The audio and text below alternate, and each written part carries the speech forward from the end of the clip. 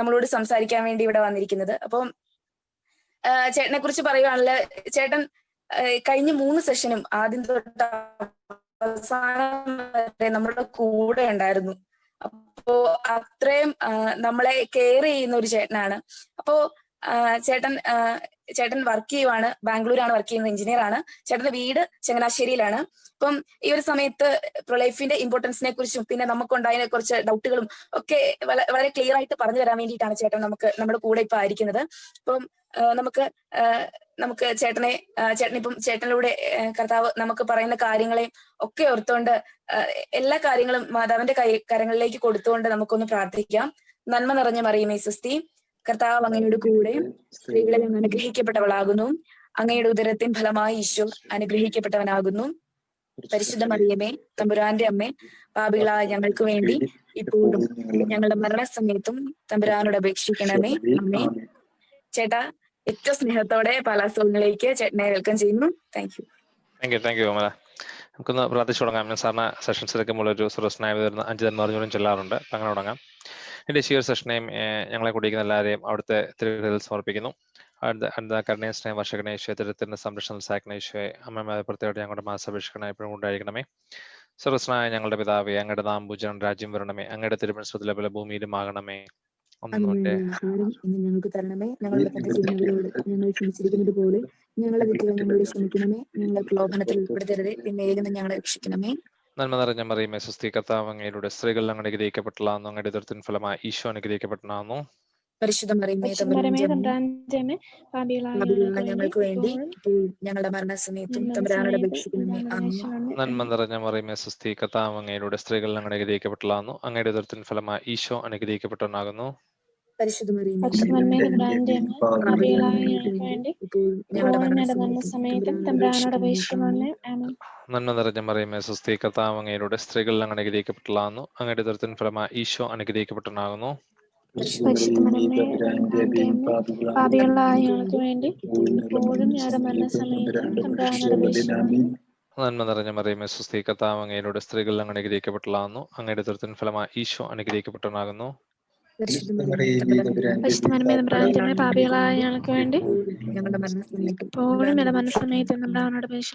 നന്മ നിറഞ്ഞ മറിയമേ സ്വസ്തി, കർത്താവ് അങ്ങയുടെ സ്ത്രീകൾ അങ്ങ് അനുഗ്രഹിക്കപ്പെട്ടതാകുന്നു. അങ്ങയുടെ ഉദരത്തിൻ ഫലമായി ഈശോ അനുഗ്രഹിക്കപ്പെട്ടവനാകുന്നു.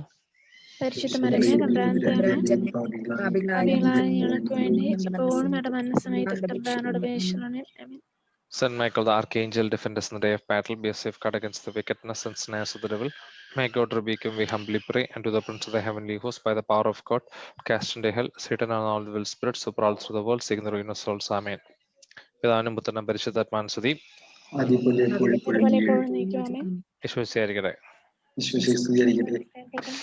Thank you. അപ്പൊ അമല നമ്മുടെ ടൈം എന്ന് പറഞ്ഞത് 3/4 മണിക്കൂർ ടോക്കൺ, പിന്നെ കുറച്ച് Q&A അങ്ങനെയാണല്ലേ നമ്മൾ പറഞ്ഞത്? അതെ ചേട്ടാ. ഓക്കെ, ശരി. പിന്നെ ജസ്റ്റ് ഒരു കറക്ഷൻ, എൻ്റെ വീട് കോട്ടയം ടൗണിലാണ്. ഞാൻ ഇപ്പോൾ കോട്ടയത്ത്, എൻ്റെ കൊറോണ ഒക്കെ ബാംഗ്ലൂർ കൂടുതലാണ്, ഇപ്പോൾ കോട്ടയത്തുണ്ട്. കുറച്ച് 2-3 മാസം ഇവിടെ കാണും. ശരി, ഓക്കെ, പറഞ്ഞതേ ഉള്ളൂ. ശരി, അപ്പോൾ എൻ്റെ സ്ക്രീൻ ഒന്ന് ഷെയർ ചെയ്യാം.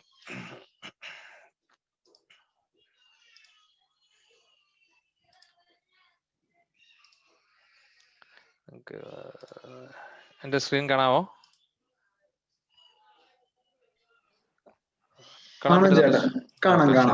Okay, thank you. അപ്പം ഇന്നൊരു സെഷൻ നമ്മൾ മെയിൻലി കവർ ചെയ്യാൻ പോകുന്നത് എന്താണ് പ്രൊലൈഫിന്റെ ഇമ്പോർട്ടൻസ്, അല്ല ആവശ്യകത എന്താണ്, ഇതൊക്കെയാണ് നമ്മൾ മെയിൻലി ഇന്ന് കവർ ചെയ്യാൻ പോകുന്നത്. അപ്പം ഞാൻ നിങ്ങളോട് ചോദിക്കാം. വാട്ട് ഈസ്, നിങ്ങളിപ്പോൾ 2 സെഷനിൽ അറ്റൻഡ് ചെയ്തു, നിങ്ങൾക്ക് ആർക്കെങ്കിലും ഉത്തരം പറയാം. എന്താണ് നിങ്ങളെ സംബന്ധിച്ചോളം വാട്ട് ഈസ് പ്രൊലൈഫ്? ആർക്കെങ്കിലും ഉത്തരം പറയാം. എന്താണ് പ്രൊലൈഫ്?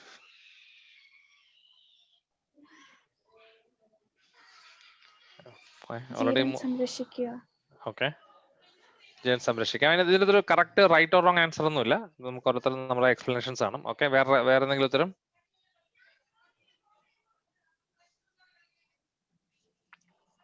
ഓക്കെ, അപ്പം പറഞ്ഞോ, വേറെ എന്തെങ്കിലും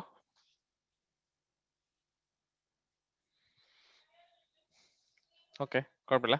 അപ്പം നമ്മൾ ഇംഗ്ലീഷ് പറയുമ്പോഴത്തേക്ക് cherish, promote and protect life to its fullness. അപ്പൊ ജീവൻ സമൃദ്ധമായി സംരക്ഷിക്കുക, അതിന് സമൃദ്ധമാക്കുക. ഇതൊക്കെ അങ്ങനെ പല പല എക്സ്പ്ലനേഷൻസ് നമ്മൾ പറയും. അപ്പൊ ഇതിനകത്ത് ജീവൻ സംരക്ഷിക്കുക എന്ന് നമ്മൾ പ്രൊഫൈൽ പറയുമ്പോൾ നമ്മൾ മെയിൻലി ഉദ്ദേശിക്കുന്നത് വളരെ സിമ്പിൾ ആയിട്ട് നമ്മൾ ഉദ്ദേശിക്കുകയാണെങ്കിൽ ദൈവത്തിന്റെ സ്നേഹം പകർന്നു കൊടുക്കുക. അതാണ് അവിടെ ഒരു പ്രോ ലൈഫ് എന്ന് പറഞ്ഞാൽ, പ്രോ എന്ന് പറഞ്ഞാൽ ഫോർ ലൈഫ്, അങ്ങനെയാണ് എൻ്റെ അർത്ഥം. പ്രോ ലൈഫിന്റെ നേരെ ഓപ്പോസിറ്റ് ആണ് പ്രോ ചോയ്സ്. പ്രോ ചോയ്സ് എന്ന് പറഞ്ഞാൽ ആന്റി പ്രോ ലൈഫ് ആണ്, അല്ലെങ്കിൽ അബോർഷൻ ചെയ്യുന്ന ആൾക്കാരാണ് പ്രോ ചോയ്സ് എന്ന് പറയുന്നത്. ഇപ്പൊ pro life, four life. Okay, അപ്പം പ്രോ ചോയ്സ് മൈ ചോയ്സ്. അപ്പൊ ഒരു കുഞ്ഞ് വേണോ വേണ്ടെന്നുള്ള എന്റെ ചോയ്സ് ആണെന്നാണ് പ്രോ ചോയ്സിൽ പറയുന്നത്. ഇപ്പൊ നമ്മൾ ഒരു കാത്തലിക് വ്യൂവിൽ നോക്കുമ്പോഴത്തേക്ക് വളരെ സിമ്പിൾ ആയിട്ട് പറയുകയാണെങ്കിൽ ദൈവത്തിന്റെ സ്നേഹം മറ്റുള്ളവർക്ക് പകർന്നു കൊടുക്കുക. എന്നെ സംബന്ധിച്ചോളം അതാണ് പ്രോ ലൈഫ്. ഇപ്പം നിങ്ങളുടെ ഒരു ഫ്രണ്ട് ഡിപ്രസ്ഡ് ആയിട്ടിരിക്കുകയാണ്. അപ്പൊ ആ ഫ്രണ്ടിനെ പോയി നിങ്ങളൊന്ന് സ്നേഹത്തോടെ സംസാരിച്ച് ആശ്വസിപ്പിച്ചു, അല്ലെങ്കിൽ ഒരു ഹെൽപ്പ് വേണ്ട ഒരാൾക്ക് ഹെൽപ്പ് ചെയ്തു. To me that is a pro life activity, because you are sharing the love of God. അതിന്റെ ഒരു വളരെ വലിയ എക്സാമ്പിൾസ് ആണ് നമ്മളുടെ ജീവന്റെ സംരക്ഷണവും ലൈഫിനെ സേവ് ചെയ്യുന്ന കാര്യങ്ങളൊക്കെ. ഓക്കെ, നമുക്ക് എന്തിനാണ് നമുക്ക് പ്രോ ലൈഫിന്റെ ആവശ്യകത? അപ്പൊ നിങ്ങൾ നമ്മളുടെ വേൾഡിൽ നിങ്ങൾ ഓൾറെഡി സെഷൻസ് കേട്ടപ്പോൾ കഴിഞ്ഞ 3 സെഷൻസിൽ നിങ്ങൾ കണ്ടു കാണും. നമ്മുടെ വേൾഡ് നമ്മളെ പഠിപ്പിക്കുന്ന culture of death and culture of life. Okay, ഇപ്പൊ മെയിൻലി വേൾഡിൽ ഫോളോ ചെയ്യുന്നത് കൾച്ചർ ഓഫ് ഡെത്ത് ആണ്. ആ കൾച്ചർ ഓഫ് ഡെത്ത് വളരെ നോർമൽ ആണ്, അക്സെപ്റ്റബിൾ ആണ്. അത് ഇതിലൊന്നും ഒരു കുഴപ്പമില്ല എന്നാണ് നമ്മുടെ ലോകം നമ്മൾ പഠിപ്പിക്കുന്നത്. അപ്പൊ അതിൽ കുറച്ച് ഒരു ലെഫ്റ്റ് സൈഡിൽ കൾച്ചർ ഓഫ് ഡെത്തും right side culture of life നിങ്ങൾക്ക് കാണാം. പോണോഗ്രഫി, സെക്ഷൽ പ്യൂരിറ്റി, ഹോമോസെക്ഷുവാലിറ്റി, അതായത് same sexuality, procreative marriage, sex before marriage, sexual purity, sexually transmitted diseases, sexual purity. Okay, again sex before marriage, abortion, responsible parenthood, masturbation അല്ലെങ്കിൽ സ്വയംഭോഗം. Okay, abstinence, drug abuse, alcoholism, അതും abstinence. Adultery എന്ന് പറഞ്ഞാൽ immoral sexuality, അതായത് വിവാഹം കഴിച്ചവര് വിവാഹബന്ധത്തിന് വെളിയിൽ sexual activity, അത് adultery. അത് ഫോണിക്കേഷൻ എന്ന് പറഞ്ഞത് വിവാഹിതരാകുന്നതിന് മുമ്പ് ഉള്ള സെക്ഷൽ ആക്ടിവിറ്റി, ഫോണിക്കേഷൻ. ഓക്കെ, പിന്നെ വേറൊന്ന് ഇൻസെസ്റ്റ് എന്ന് പറഞ്ഞാൽ കുടുംബങ്ങൾക്കിടയിൽ, അതായത് റിലേറ്റീവ്സ് അല്ലെങ്കിൽ ഫാമിലിക്കിടയിലുള്ള സെക്ഷൽ ആക്ടിവിറ്റി, അതിനാണ് ഇൻസെസ്റ്റ് എന്ന് പറയുന്നത്. യൂത്തനേഷ്യ എന്ന് പറഞ്ഞത് Mercy killing, child abuse. Okay, അപ്പം ഇതില് പല കൾച്ചർ ഓഫ് ഡെത്ത് നമ്മുടെ ലോകം വളരെ നോർമൽ ആണ്, അതിലൊന്നും കുഴപ്പമില്ല എന്നാണ് ലോകം നമ്മൾ പഠിപ്പിക്കുന്നത്. അപ്പൊ അതിന്റെ ഈ പ്രൊലൈഫിന്റെ ഇമ്പോർട്ടൻസ് പറഞ്ഞാൽ ഇതിനെയൊക്കെ ഒന്ന് കൗണ്ടർ ചെയ്യാനും അതിനെക്കുറിച്ചുള്ള ബോധവൽക്കരണം നമ്മുടെ സൊസൈറ്റിക്ക് നൽകാനാണ് പ്രൊലൈഫിന്റെ ആവശ്യകത. ഓക്കെ, അപ്പം the thief does not come except to steal, to kill and to destroy. Okay, അപ്പൊ ഇവിടെ ഈ തീഫ് എന്ന് പറഞ്ഞത് ആരെ കുറിച്ചാണ് നമ്മളിവിടെ സൂചിപ്പിക്കുന്നത്? ആരാണ് ഇവിടുത്തെ തീഫ്? ആർക്കെങ്കിലും പറയാം?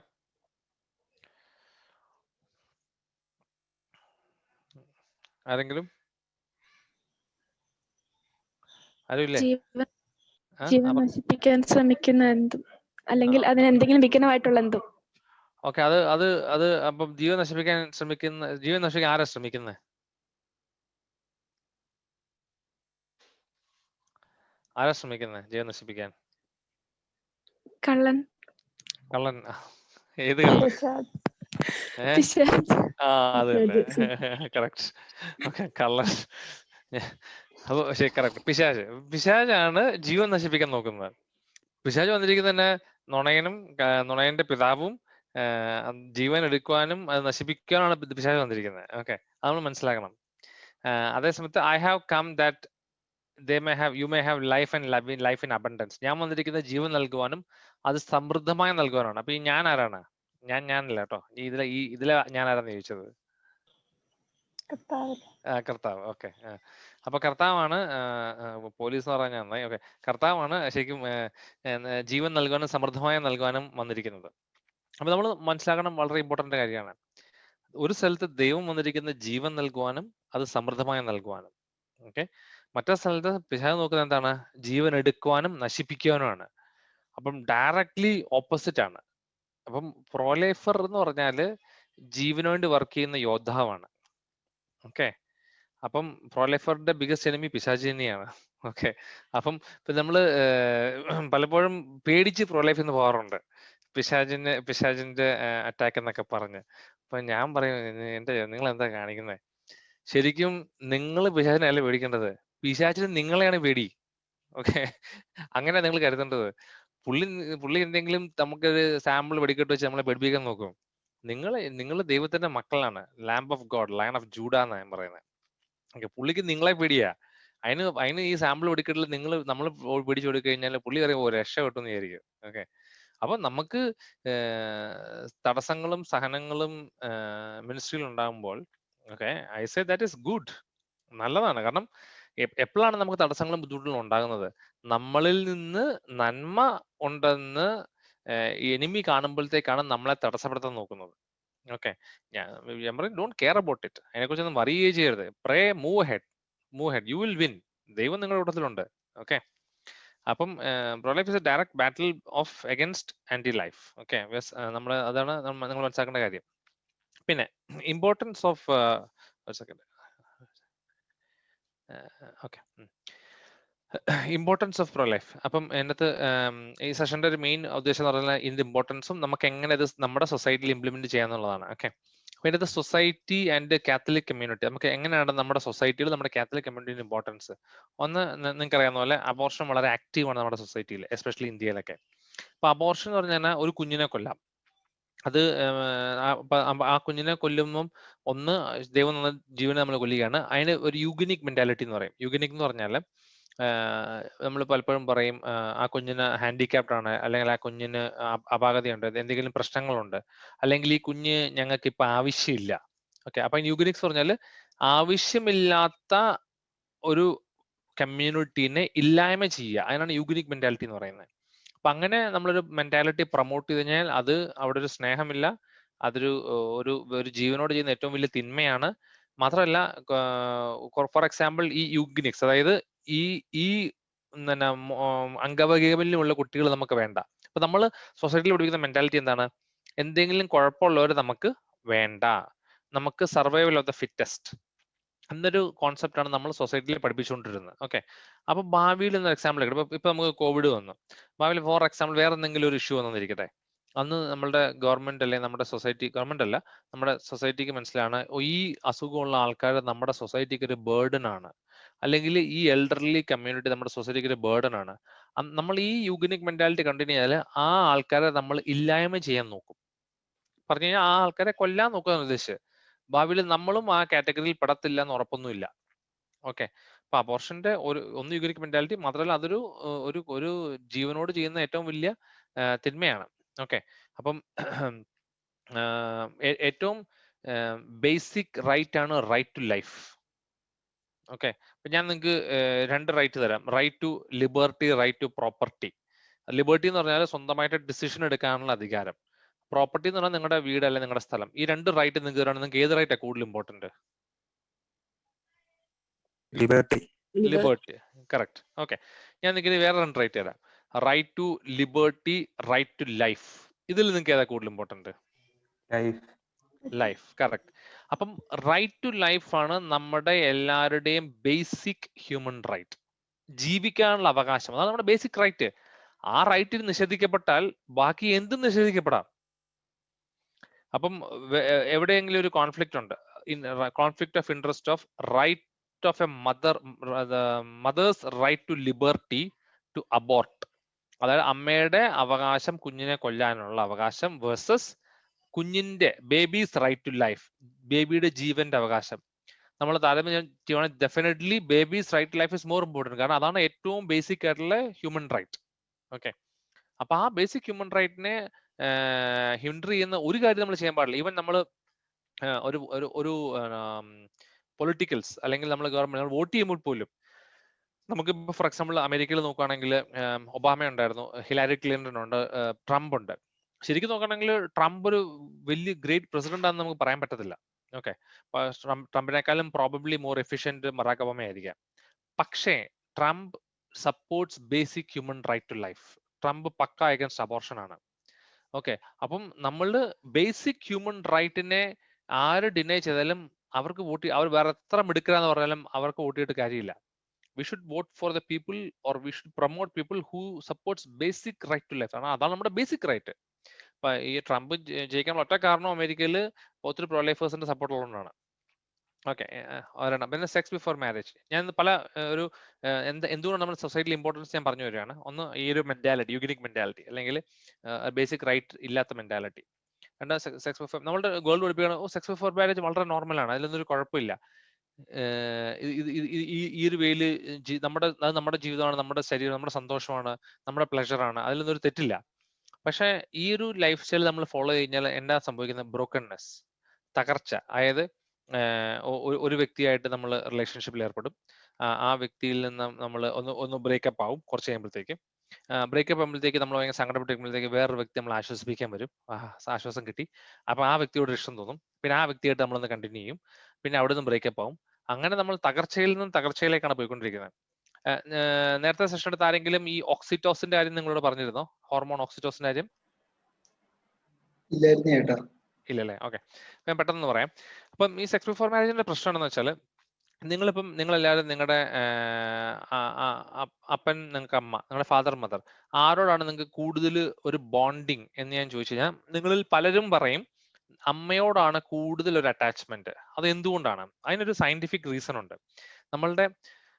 നമ്മൾ ഉണ്ടായ സമയത്ത് പ്രഗ്നൻസിയിൽ നമ്മുടെ അമ്മയുടെയും കുഞ്ഞിന്റെയും ബ്രെയിനിൽ ഓക്സിറ്റോസിൻ എന്ന് പറഞ്ഞ ഒരു ഹോർമോൺ റിലീസ് ആവും. ആ ഓക്സിറ്റോസിൻ എന്ന് പറഞ്ഞ ഹോർമോൺ ആണ് ബോണ്ടിങ് ക്രിയേറ്റിംഗ് ഹോർമോൺ, രണ്ട് വ്യക്തികളെ തമ്മിൽ ബന്ധിപ്പിക്കുന്ന ഹോർമോൺ. ഓക്കെ, ലവ് ഹോർമോൺ എന്ന് അതിന് പറയും. ഓക്കെ, അപ്പൊ ഈ ഹോർമോണിന്റെ ഇമ്പാക്ട് കാരണം എല്ലാവർക്കും യൂഷ്വലി അവർ അമ്മയോട് ഒരു അല്പം അടുപ്പം കൂടുതൽ, യൂഷ്വലി. ഓക്കെ, അപ്പനേക്കാളും. അപ്പം നമ്മൾ ഈ സെയിം ഹോർമോൺ ഒരു സെക്ഷുവൽ ആക്ടിലും റിലീസ് ആവും. ഭാര്യ ഭർത്താക്കന്മാർ തമ്മിൽ ബോണ്ട് ചെയ്യുന്ന ഘടകവും ഈ ഓക്സിറ്റോസിൻ ഹോർമോൺ ആണ്.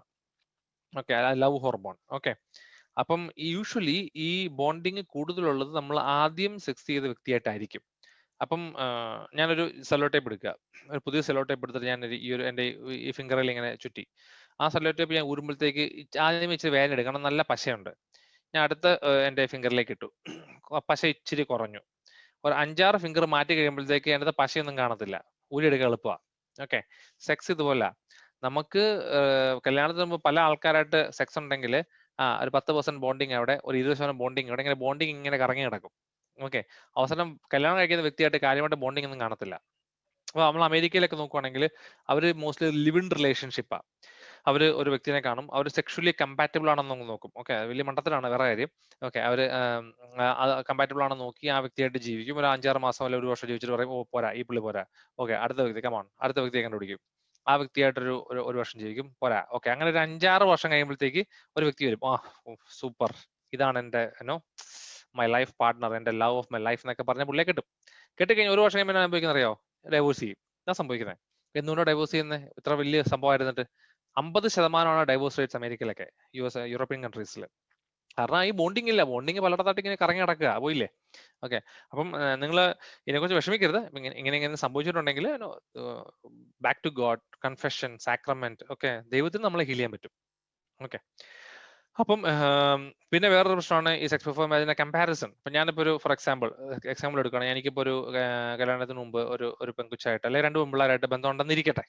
ഓക്കെ, അതിലൊരു പെങ്കൊച്ച് സൂപ്പർ ആയിരുന്നു എന്നിരിക്കട്ടെ. ഓക്കെ, തെറ്റിദ്ധരിക്കരുത്. അപ്പം ഇപ്പൊ എന്റെ എക്സ്പെക്ടേഷൻ സെക്ഷുവാലിറ്റി എന്താണ്? ഈ പെണ്ണ് സൂപ്പർ ആയിരുന്നു, കൊള്ളാം. ഓക്കെ, അപ്പൊ ഞാൻ കല്യാണം കഴിയുമ്പോഴത്തേക്ക് എന്റെ ഭാര്യയിൽ നിന്ന് ഞാൻ എക്സ്പെക്ട് ചെയ്യുന്നതാണ് അറ്റ്ലീസ്റ്റ് ആ പെണ്ണിന്റെ ലെവലിലേക്കെങ്കിലും എത്തണം, അല്ലെ? അപ്പം എന്റെ ഭാര്യ ഒരു പാവം ചെയ്യിക്കട്ടെ, ഞാൻ പറഞ്ഞ ഫ്രണ്ട് പോഷ് കഷ്ടമായി പോടാ, എന്റെ ഭാര്യ കൊള്ളത്തില്ല, എന്റെ മറ്റേ രണ്ടാമത്തെ പെണ്ണുണ്ടായിരുന്നല്ലോ, അവള് സൂപ്പർ ആയിരുന്നു. ഇത് നിങ്ങൾക്ക് പെണ്ണുങ്ങൾക്ക് സംഭവിക്കാം. ഓക്കെ, നിങ്ങൾക്ക് എന്തെങ്കിലും ബന്ധങ്ങൾ ഉണ്ടായി കഴിഞ്ഞാൽ ഇപ്പൊ നിങ്ങൾ പറയും, എന്റെ ഭർത്താവ് പോരാ, മറ്റേ എന്റെ ഫസ്റ്റ് ബോയ് ഫ്രണ്ട് പുള്ളി കൊള്ളായിരുന്നു. ഇങ്ങനത്തെ കമ്പാരിസൺ നമ്മളുടെ സെക്ഷുവൽ ലൈഫിൽ ചെയ്യാൻ പറ്റും ചിലപ്പോൾ. കാരണം നമ്മൾ എന്തുകൊണ്ട് കമ്പയർ ചെയ്യുന്നത്? കാരണം നമ്മൾ ഓൾറെഡി വേറൊരു വ്യക്തിയായിട്ട് ഒരു കാര്യം എക്സ്പീരിയൻസ് ചെയ്ത് പോയി. ഓക്കെ, അത് നമുക്ക് അതുകൊണ്ട് ആ ലെവലിൽ നമ്മൾ കമ്പയർ ചെയ്യാൻ നോക്കും എപ്പോഴും. ഓക്കെ, അത് വലിയ മണ്ടത്തരമാണ്. അത് ഒരിക്കലും നമ്മൾ ആ ലൈഫിലേക്ക് പോയതുകൊണ്ടാണ് നമുക്ക് അങ്ങനെ ചെയ്യാൻ പറ്റുന്നത്. പക്ഷെ അതേ സമയത്ത് ഞാൻ അങ്ങനൊന്നും ഇല്ലാതെ ഞാൻ എന്റെ ആദ്യമായിട്ടുള്ള സെക്ഷൽ റിലേഷൻഷിപ്പ് എന്റെ ഭാര്യയുടെ ഭർത്താവുമായിട്ടോ മാത്രമായിരുന്നെങ്കിൽ എനിക്കവിടെ കമ്പാരിസന്റെ ഒരു ഓപ്പർച്യൂണിറ്റി ഇല്ല. എനിക്ക് അവിടെ എന്ത് കിട്ടിയാലും ഞാൻ I will be happy with that, because that is the best. എനിക്ക് ആ പടം കിട്ടിയതാണ്, ഞാൻ അതിൽ സന്തോഷവാനായിരിക്കും. ഓക്കെ, അപ്പൊ ഇങ്ങനെ ഈ സെക്സ് ബിഫോർ മാരേജ് പല ടൈപ്പ് ഓഫ് ബ്രോക്കൺനെസ്സിലേക്ക് നമ്മുടെ ജീവിതത്തിലേക്ക് നയിക്കും. പിന്നെ കോൺട്രസെപ്ഷൻ തിയോളജിക്കലി ലവിന്റെ ഓപ്പോസിറ്റ് എന്താ?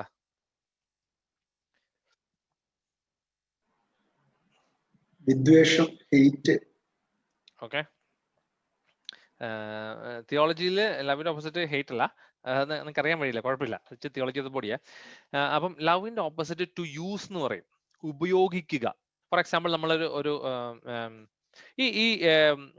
ഞാൻ ഒരു സംശയം ചോദിക്കാം, ഈ പ്രേമിക്കുന്നവർ തമ്മിൽ സെക്ഷൽ റിലേഷൻ, സ്നേഹം, ലവ് റിലേഷൻ, ട്രൂ ലവില് സെക്ഷൽ റിലേഷൻഷിപ്പ് ഉണ്ടാകാറുണ്ടോ? ബോയ് ഫ്രണ്ട് ഗേൾ ഫ്രണ്ട് ആണെങ്കിൽ കല്യാണം അല്ലേ? ഒരിക്കലും ഇല്ല. എന്താണ്? പക്ഷെ അങ്ങനെ ആൾക്കാർ നമ്മൾ പലപ്പോഴും കണ്ടിട്ടുണ്ട്, അവർ ബോയ് ഫ്രണ്ട് ഗേൾ ഫ്രണ്ട് ലവിലാണ് അവർ സെക്സിൽ ഏർപ്പെടുകയും ചെയ്യാറുണ്ട്. എന്താ അങ്ങനെ സംഭവിക്കുന്നത്? ഇഷ്ടമാണ് അന്നേരം കല്യാണം കഴിക്കട്ടെ. അതെ, കല്യാണം പിന്നെ കഴിക്കാം. ഞാനിപ്പോ കോളേജിലായാലോ, എനിക്ക് ഇപ്പൊ പഠിച്ചുകൊണ്ടിരിക്കുക, പെട്ടെന്ന് നടത്താൻ പറ്റത്തില്ല. അല്ലെ ഞാനിപ്പം 12th പാസ് ഔട്ട് ആയതേ ഉള്ളൂ. ഓക്കെ, എന്നിരിക്കട്ടെ. അപ്പൊ എന്റെ ക്വസ്റ്റ്യൻ ഇതാണ്, ട്രൂ ലവില് എന്ന് പറഞ്ഞ ട്രൂ ലെവലിൽ സെക്സ് പോസിബിൾ ആണോ? അല്ല, പോസിബിൾ അല്ല. എന്തുകൊണ്ട്?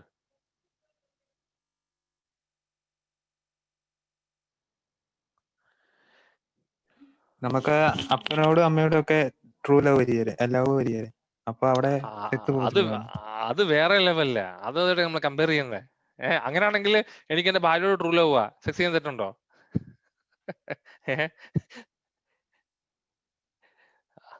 അപ്പനും അമ്മയുടെ ലവ് കമ്പയർ ചെയ്യുമ്പോൾ അങ്ങനെയല്ലല്ലോ. ഞാൻ പറഞ്ഞത് പ്യൂർലി ഇറോസ് പറഞ്ഞ എറോട്ടിക് ലവ് നല്ലതാണ്. ഓക്കെ, അതായത് എന്റെ ബോയ് ഫ്രണ്ട് അല്ലെ എന്റെ ഗേൾ ഫ്രണ്ട്, എന്റെ ഭാര്യയുടെ ഭർത്താവ്, ഭാര്യയും ഭർത്താവും ഉള്ള ട്രൂ ലവിനിടയ്ക്ക് സെക്സ് ചെയ്യുന്നതിൽ തെറ്റില്ല, അത് നമുക്കറിയാം, അത് വളരെ ക്ലിയർ ആണ്. എന്റെ ചോദ്യം അതല്ല, ബോയ് ഫ്രണ്ട് ഗേൾ ഫ്രണ്ടിനിടയ്ക്കുള്ള ട്രൂ ലവിൽ സെക്സ് ചെയ്യാൻ പറ്റുമോ ഇല്ലയോ? ഇല്ലെന്ന് പറഞ്ഞ അതിന്റെ ഉത്തരമാണ് ഞാൻ ചോദിക്കുന്നത്. ആരെങ്കിലും ഉണ്ടോ ഇവിടെ? ആമ്പിള്ളേർ മാത്രമല്ലോ, പെമ്പിള്ളേരൊന്നും ഇല്ലേ? പറഞ്ഞോ, അല്ല, അപ്പൊ നമ്മള് മറ്റേയാളെ നമ്മള് റെസ്പെക്ട് ചെയ്യാൻ നമ്മൾ ബാധ്യസ്ഥരാണല്ലോ. അപ്പൊ ലവ് എന്ന് പറയുമ്പോൾ നമ്മൾ സ്വയം കൊടുക്കാന്നാണല്ലോ നമ്മള് ഡിഫൈൻ ചെയ്യാറ്. അപ്പം നമ്മളെ സ്വാർത്ഥ അല്ലെ നമ്മുടെ ഒരു സുഖത്തിന് വേണ്ടി നമ്മള് അയാളുടെ ശരീരത്തെ ദുർവിനിയോഗം ചെയ്യുന്ന പോലെ തന്നെ ഇരിക്കുകയല്ലേ ഇപ്പം? ഈ പറഞ്ഞ ഉത്തരം പറഞ്ഞാരാ? ഷിബ്രീസ് പറഞ്ഞ ഏകദേശം ശരിയാണ്. ഓക്കെ, അപ്പൊ എന്താണ് ലവ് ശരിക്കും? ഡെഫിനറ്റ് നിങ്ങൾ ഈ എമൗസ് കോഴ്സ് ഒക്കെ അറ്റൻഡ് ചെയ്യണം, വളരെ ബ്യൂട്ടിഫുൾ ആണ്. അതിനകത്ത് ഇതൊക്കെ കുറെ എമൗസിന്റെ റിലേഷൻഷിപ്പും ഹ്യൂമൻ സെക്ഷുവാലിറ്റി കോഴ്സിലേക്ക് ഇത് നിങ്ങൾ പഠിക്കുമ്പോൾ വന്നോളും. ഓക്കെ, ഈ എന്താണ് ഈ ലവ് എന്ന് പറഞ്ഞത്? ഷിബ്രീസ്, എന്താണ് ലവ്?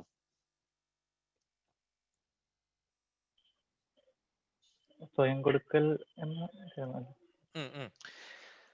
ഇംഗ്ലീഷിൽ പറയുകയാണെങ്കിൽ willing the good of the other.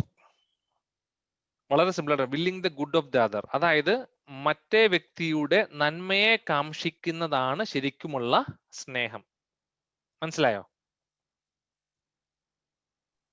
ഷിബ്രീസ് പറഞ്ഞ? മനസ്സിലായോ? മറ്റേ വ്യക്തിയുടെ നന്മയെ കാംക്ഷിക്കുന്നത്. നമ്മുടെ അപ്പനും അമ്മയ്ക്ക് നമ്മോട് ശരിക്കും ട്രൂ ലവ് ഉണ്ട്, നമ്മുടെ നന്മയെ അവർ കാംക്ഷിക്കുന്നത് അല്ലേ? ഈവൻ ഒരു ലവ് റിലേഷൻഷിപ്പിലും ട്രൂ ലവ് ആണെങ്കിൽ ഞാൻ മറ്റേ വ്യക്തിയുടെ നന്മയാണ് കാംക്ഷിക്കുന്നത്, അല്ലേ? ശരിയല്ലേ? അപ്പം ഞാനൊരു എന്റെ ഗേൾ ഫ്രണ്ടായിട്ട് സെക്ഷൽ ആക്ടിൽ ഏർപ്പെട്ട് കഴിഞ്ഞാൽ അത് അവളുടെ ഭാവിനെ നല്ല രീതിയിൽ ബാധിക്കുവോ മോശമായ രീതിയിൽ ബാധിക്കുവോ?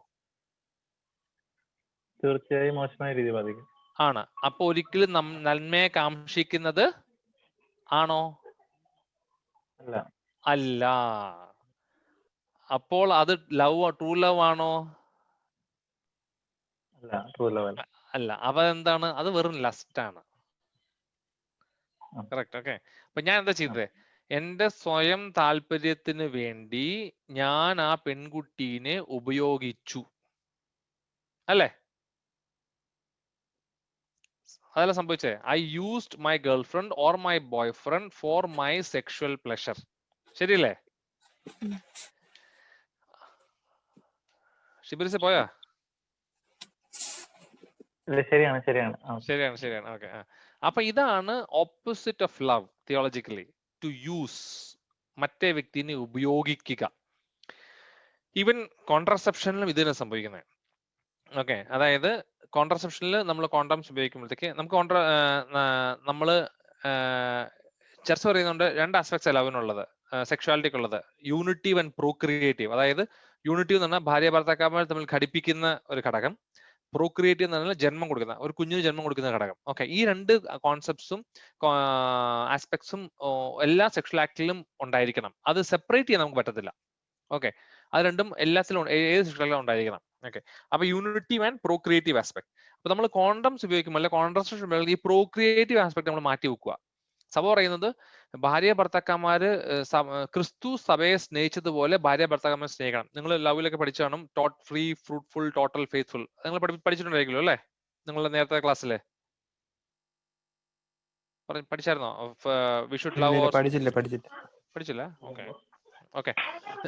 അപ്പം തിയോളജി ബോഡി പറയുന്നത് നമ്മൾ നമ്മുടെ നമ്മള് കല്യാണത്തിന്റെ വൗ എടുക്കുമ്പോൾ എടുക്കുന്നതാണ് തിരുസഭയുടെ നടപടിയും സഭയുടെ നിയമവും തിരുസഭയുടെ നടപടിയും അനുസരിച്ച് നമ്മൾ ഭാര്യ ഭർത്താക്കന്മാരെ സ്നേഹിക്കുന്നതാണ്, വിവാഹം കഴിക്കുന്ന നമ്മൾ ആ ഒരു സെന്റൻസ് ഉണ്ട്. ഓക്കെ, അപ്പൊ തിരുസഭയുടെ നടപടികൾ എന്ന് പറയുന്നത് വളരെ ഇമ്പോർട്ടന്റ് ടേം ഉണ്ട് അവിടെ. ക്രിസ്തു സഭയെ സ്നേഹിച്ചതുപോലെ ഭാര്യ ഭർത്താക്കന്മാർ തമ്മിൽ പരസ്പരം സ്നേഹിക്കണം എന്ന് പറയുന്നത്. അപ്പൊ ക്രിസ്തു എങ്ങനെയാ സഭയെ സ്നേഹിച്ചത്? ഫ്രീ. ക്രിസ്തു പൂർണ്ണമായിട്ട് ഫ്രീ ആയിട്ടാണ് നമ്മളെ മനുഷ്യനെ സ്നേഹിച്ചത്, സഭയെ സ്നേഹിച്ചത്. ടോട്ടൽ, സ്വന്തമായിട്ട് പൂർണ്ണമായിട്ടും ക്രിസ്തു തന്നെ സ്വന്തം ജീവൻ തന്നെ നമുക്ക് നൽകി, അല്ല സഭയ്ക്ക് നൽകി. ഫെയ്ത്ത്ഫുൾ, പൂർണ്ണമായ വിശ്വസ്തയോടെയാണ് ക്രിസ്തു സഭയെ സ്നേഹിച്ചത്. ഫ്രൂട്ട്ഫുൾ, ക്രിസ്തു എന്ന് പറയുന്നത് എറ്റേണൽ ലൈഫാണ്. ആ ലൈഫ്, എറ്റേണൽ ലൈഫിന്റെ ഫ്രൂട്ട്ഫുൾനെസ്സിലൂടെയാണ് ക്രിസ്തു സഭയെ സ്നേഹിച്ചത്. അപ്പൊ ഫ്രീ, ഫ്രൂട്ട്ഫുൾ, ഫെയ്ത്ത്ഫുൾ, ടോട്ടൽ. അപ്പൊ ഈ 4 ആസ്പെക്ട്സും എല്ലാ സെക്ഷൽ ആക്ടിലും ഉണ്ടായിരിക്കണം. ഈ 4 ആസ്പെക്ട്സും നിങ്ങൾ ഏത് സെക്ഷൽ ആക്ടിലും കാണിച്ചോ, it can B pornography, sex before marriage, നിങ്ങൾ ഏതെങ്കിലും ഈ 4 ആസ്പെക്ട്സ് ഫുള്ളായിട്ട് ഏതെങ്കിലും സെക്ഷൽ ആക്ടിൽ നിങ്ങൾക്ക് ഉണ്ടോ, അതൊക്കെ നിങ്ങൾക്ക് ചെയ്യാം, ഒരു കുഴപ്പമില്ല. കാരണം അങ്ങനെയാണ് സഭ പഠിപ്പിക്കുന്നത്. പക്ഷെ അടുത്ത കാര്യമുള്ളതെന്ന് വെച്ചാൽ ഈ 4 ആസ്പെക്റ്റും മാരിറ്റൽ ലൈഫിലെ സെക്ഷൽ ആക്ടിൽ മാത്രമേ വരത്തുള്ളൂ. അതാണ് സത്യം. ചിലതില് പലതും കാണത്തില്ല, അല്ലെങ്കിൽ 1-2 മിസ്സാവും. അപ്പൊ സെക്സ് ബിഫോർ മാരേജ് അല്ലെ കോൺട്രസെപ്ഷനിൽ നമ്മൾ ഉപയോഗിക്കുമ്പോഴത്തേക്ക് അവിടെ ടോട്ടൽ ഉണ്ടോ? ടോട്ടൽ ഇല്ല. കാരണം എന്റെ സെക്ഷൽ പ്രോക്രിയേഷൻ, അതായത് ജന്മം നടക്കാനുള്ള എന്റെ കപ്പാസിറ്റിനെ മാറ്റി വെച്ചിട്ടാണ് ഞാൻ സെക്സ് ചെയ്യുന്നത്. ഓക്കെ, അതിൽ ഫ്രൂട്ട്ഫുൾ ആണോ? ഫ്രൂട്ട്ഫുൾ അല്ല, ഒരു കുഞ്ഞിന് ജന്മം കൊടുക്കുന്നില്ല. അപ്പൊ ആ 2 ആസ്പെക്ട് അവിടെ തെറ്റിപ്പോയി. അപ്പം കോൺട്രസെപ്ഷൻ. ഓക്കെ, അപ്പൊ അതേ സമയത്ത് ഈവൻ കോൺട്രസെപ്ഷൻ ഉപയോഗിക്കാതെ തന്നെ സെക്സ് ബിഫോർ മാരേജ് ചെയ്യുകയാണെങ്കിൽ അവിടെ ഫെയ്ത്ത്ഫുൾനെസ് ഉണ്ടോ? ഈ പെണ്ണിന് ഞാൻ കല്യാണം കഴിക്കുന്നതിൽ ഉറപ്പുണ്ടോ? ഇല്ല, ഒരു ഉറപ്പില്ല. ഫെയ്ത്ത്ഫുൾനെസ് ഇല്ല അവിടെ. ഓക്കെ, അത് ഫ്രീ ആണോ? ഫ്രീ എന്ന് വെച്ചാൽ നമ്മൾ പൂർണ്ണമായ ഒരു ഫ്രീഡത്തോടെയാണ് ചെയ്യുന്നത്? അല്ല, പല ഡെഫിനേഷൻ ഉണ്ട് ഫ്രീക്ക് നമുക്ക്. അപ്പം ഇതെല്ലാം പല രീതിയിലും അവിടെ നമ്മൾ ബ്രേക്ക് ചെയ്യും. അപ്പം only sexuality inside marriage has free, fruitful, faithful and total. Okay, അപ്പൊ ഈ കോൺട്രസെപ്ഷൻ ഉപയോഗിക്കുമ്പോഴത്തേക്ക് നമ്മള് നമ്മുടെ ഭാര്യയല്ല, നമ്മുടെ ഭർത്താവിനെ നമ്മുടെ സ്വന്തം എന്തിനാണ് കോണ്ടം ഉപയോഗിക്കുന്നത്? നമ്മുടെ പ്ലഷറിന് വേണ്ടി മാത്രം. I just want to get pleasure. എനിക്ക് ആ സുഖത്തിന് വേണ്ടി മാത്രമാണ് ഞാൻ കോണ്ടം ഉപയോഗിക്കുന്നത്, സെക്സ് ഏർപ്പെടുന്നത് തന്നെ. അപ്പം ഞാൻ സുഖത്തിന് വേണ്ടി മാത്രം എൻ്റെ ഭാര്യനെ അല്ലെ ഭർത്താവിനെ അപ്രോച്ച് ചെയ്യുമ്പോൾ അവിടെ എന്താ സംഭവിക്കുന്നത്? എൻ്റെ ഭാര്യ അല്ലെങ്കിൽ എൻ്റെ ഭർത്താവ് എൻ്റെ സുഖത്തിനായിട്ടുള്ള ഒരു വസ്തുവായിട്ട് മാറുന്നു. an object for my pleasure than a subject. ആ വ്യക്തി എന്നതിനേക്കാൾ ഉപരി ഒരു എൻ്റെ സ്വന്തം സെൽഫിഷ് ആയിട്ടുള്ള സെക്ഷൽ പ്ലഷറിന് ആവശ്യമായ ഒരു വസ്തുവായിട്ട് എൻ്റെ ഭർത്താവ് അല്ല എൻ്റെ ഭാര്യ മാറുന്നു.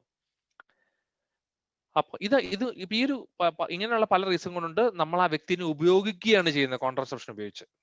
സഭ അതിനെ വളരെ സ്ട്രോങ് ആയിട്ട് അതിനെ റിജക്ട് ചെയ്യുന്നു. This is not love. Love should be free, fruitful, faithful and total. Okay, അപ്പം ഈ 1930s ലാംബത്ത് കോൺഫറൻസ് എന്ന കോൺഫറൻസ് വഴി ആംഗ്ലിക്കൻ ചർച്ചാണ് ആദ്യമായിട്ട് കോൺട്രസെപ്ഷൻ ചർച്ചിനുള്ളിൽ അലൗ ചെയ്തത്. അപ്പൊ 1960s കാത്തലിക് ചർച്ചിലും ഈ ഒരു വലിയ പ്രശ്നം ഉണ്ടായി. കോണ്ടംസ് അലൗ ചെയ്യണമെന്ന് പറഞ്ഞ് കോൺട്രസെപ്ഷൻ. അപ്പൊ അന്ന് ഒരു പോപ്പ് ഒരു കമ്മിറ്റിനെ വെച്ച് പഠിക്കാൻ ഏൽപ്പിച്ചു. ആ കമ്മിറ്റി പഠിച്ചിട്ട് പറഞ്ഞു കോണ്ടംസ് അല്ലെ കോൺട്രസെപ്ഷൻ അലൗ ചെയ്യണം, അത് നമ്മുടെ ഒരു സൊസൈറ്റിയുടെ നീഡ് ആണെന്ന് പറഞ്ഞു. അപ്പം പോപ്പ് പോൾ 6 മാർപ്പാപ്പ, പോൾ ദ 6th, പുള്ളി ആ കമ്മിറ്റി എടുത്ത് ഡോക്യുമെന്റ് പഠിച്ചിട്ട് പുള്ളി ഒരു ചാക്രിക ലേഖനം എഴുതി, ഹ്യൂമാനെ വിറ്റ് എന്ന ചാക്രിക ലേഖനം. പുള്ളി പറഞ്ഞു church will never hello contraception, church ഒരിക്കലും ഗർഭനിരോധനം അനുവദിച്ചാൽ പോപ്പ് അന്ന് 4 കാര്യങ്ങൾ പ്രെഡിക്റ്റ് ചെയ്തു. നമ്പർ 1 കാര്യം, demoralisation of morality in society, നമ്മുടെ സൊസൈറ്റിയുടെ മൊറാലിറ്റി നശിച്ചു പോകും. General disregard of on wellbeing of females by males. അപ്പം പോപ്പ് പറഞ്ഞു നമ്മുടെ മൊറാലിറ്റി സൊസൈറ്റി നശിച്ചു. 4 കാര്യങ്ങൾ പോപ്പ് പറഞ്ഞു. അപ്പം ആൾക്കാർ എന്താ ചോദിച്ചു, ആൾക്കാർ ഇത് പോപ്പ് ഇങ്ങനെ പറഞ്ഞെങ്കിലും സെക്ഷൽ റെവല്യൂഷൻ സ്റ്റാർട്ട് ചെയ്തു. ഓക്കെ, അവർ സ്റ്റാർട്ട് ചെയ്തിട്ട് അവർ പറഞ്ഞു അബോർഷൻ ചെയ്യുന്നതിനേക്കാളും ബെറ്റർ ആണ് കോൺട്രസെപ്ഷൻ ചെയ്യുന്നത്. കോണ്ടംസ് ഉപയോഗിച്ച് കഴിഞ്ഞാൽ അൺവാണ്ടഡ് പ്രഗ്നൻസി ഉണ്ടാകത്തില്ല, അബോർഷൻ ചെയ്യേണ്ടി വരത്തില്ല, അതുകൊണ്ട് അതാണ് നല്ലതെന്ന് പറഞ്ഞു. പക്ഷെ എന്താ സംഭവിച്ചത്, കോണ്ടംസ് ഉപയോഗിക്കാൻ തുടങ്ങി, കോണ്ടംസ് ഫെയിൽ ചെയ്തു, നമ്പർ ഓഫ് അൺവാണ്ടഡ് പ്രഗ്നൻസീസ് കൂടി, അവർ പോയി അബോർഷൻ ചെയ്തു. അബോർഷൻ റേറ്റ്സ് ഡ്രാസ്റ്റിക്കലി കൂടി വിത്ത് യൂസേജ് ഓഫ് കോൺട്രസെപ്ഷൻ. ഓക്കെ, അപ്പം ഇന്ന് നമ്മുടെ സൊസൈറ്റി നോക്കാം, പോപ്പ് എന്ന് പറഞ്ഞാൽ ഒരു 50 വർഷം കഴിഞ്ഞെന്ന്, ഇന്ന് നമ്മുടെ റേപ്പ് കൾച്ചർ, മൊളസ്റ്റേഷൻ കൾച്ചർ എല്ലാം കൂടിയിട്ടില്ലേ? എന്തുകൊണ്ടാണ് കൂടിയത്? കോൺട്രസെപ്ഷൻ ആൻഡ് പോണോഗ്രഫി, ഈ 2 സിസ്റ്റർ ഈവിൾസിന്റെ മെയിൻ ഇമ്പാക്ട് ആണ് നമ്മുടെ സൊസൈറ്റിയുടെ മൊറാലിറ്റി നശിച്ചു പോയത്. Morality society is degraded. Okay, അതായത് നമ്മളുടെ ഒരു റേപ്പും അങ്ങനത്തെ കൾച്ചർ എല്ലാം കൂടാൻ കാരണം. മാസ്റ്റർബേഷൻ എന്ന് പറഞ്ഞാൽ നമ്മളിപ്പം ഒരു പബ്ലിക്കിൽ നമ്മുടെ സ്കൂളിലല്ലേ കോളേജിലല്ലേ ഓഫീസിൽ പറയണം മാസ്റ്റർബേഷൻ തെറ്റെന്ന് ആൾക്കാർ നിനക്ക് ഭ്രാന്താന്ന് പറയും. ഓക്കെ, അവർക്ക് അറിയത്തില്ല.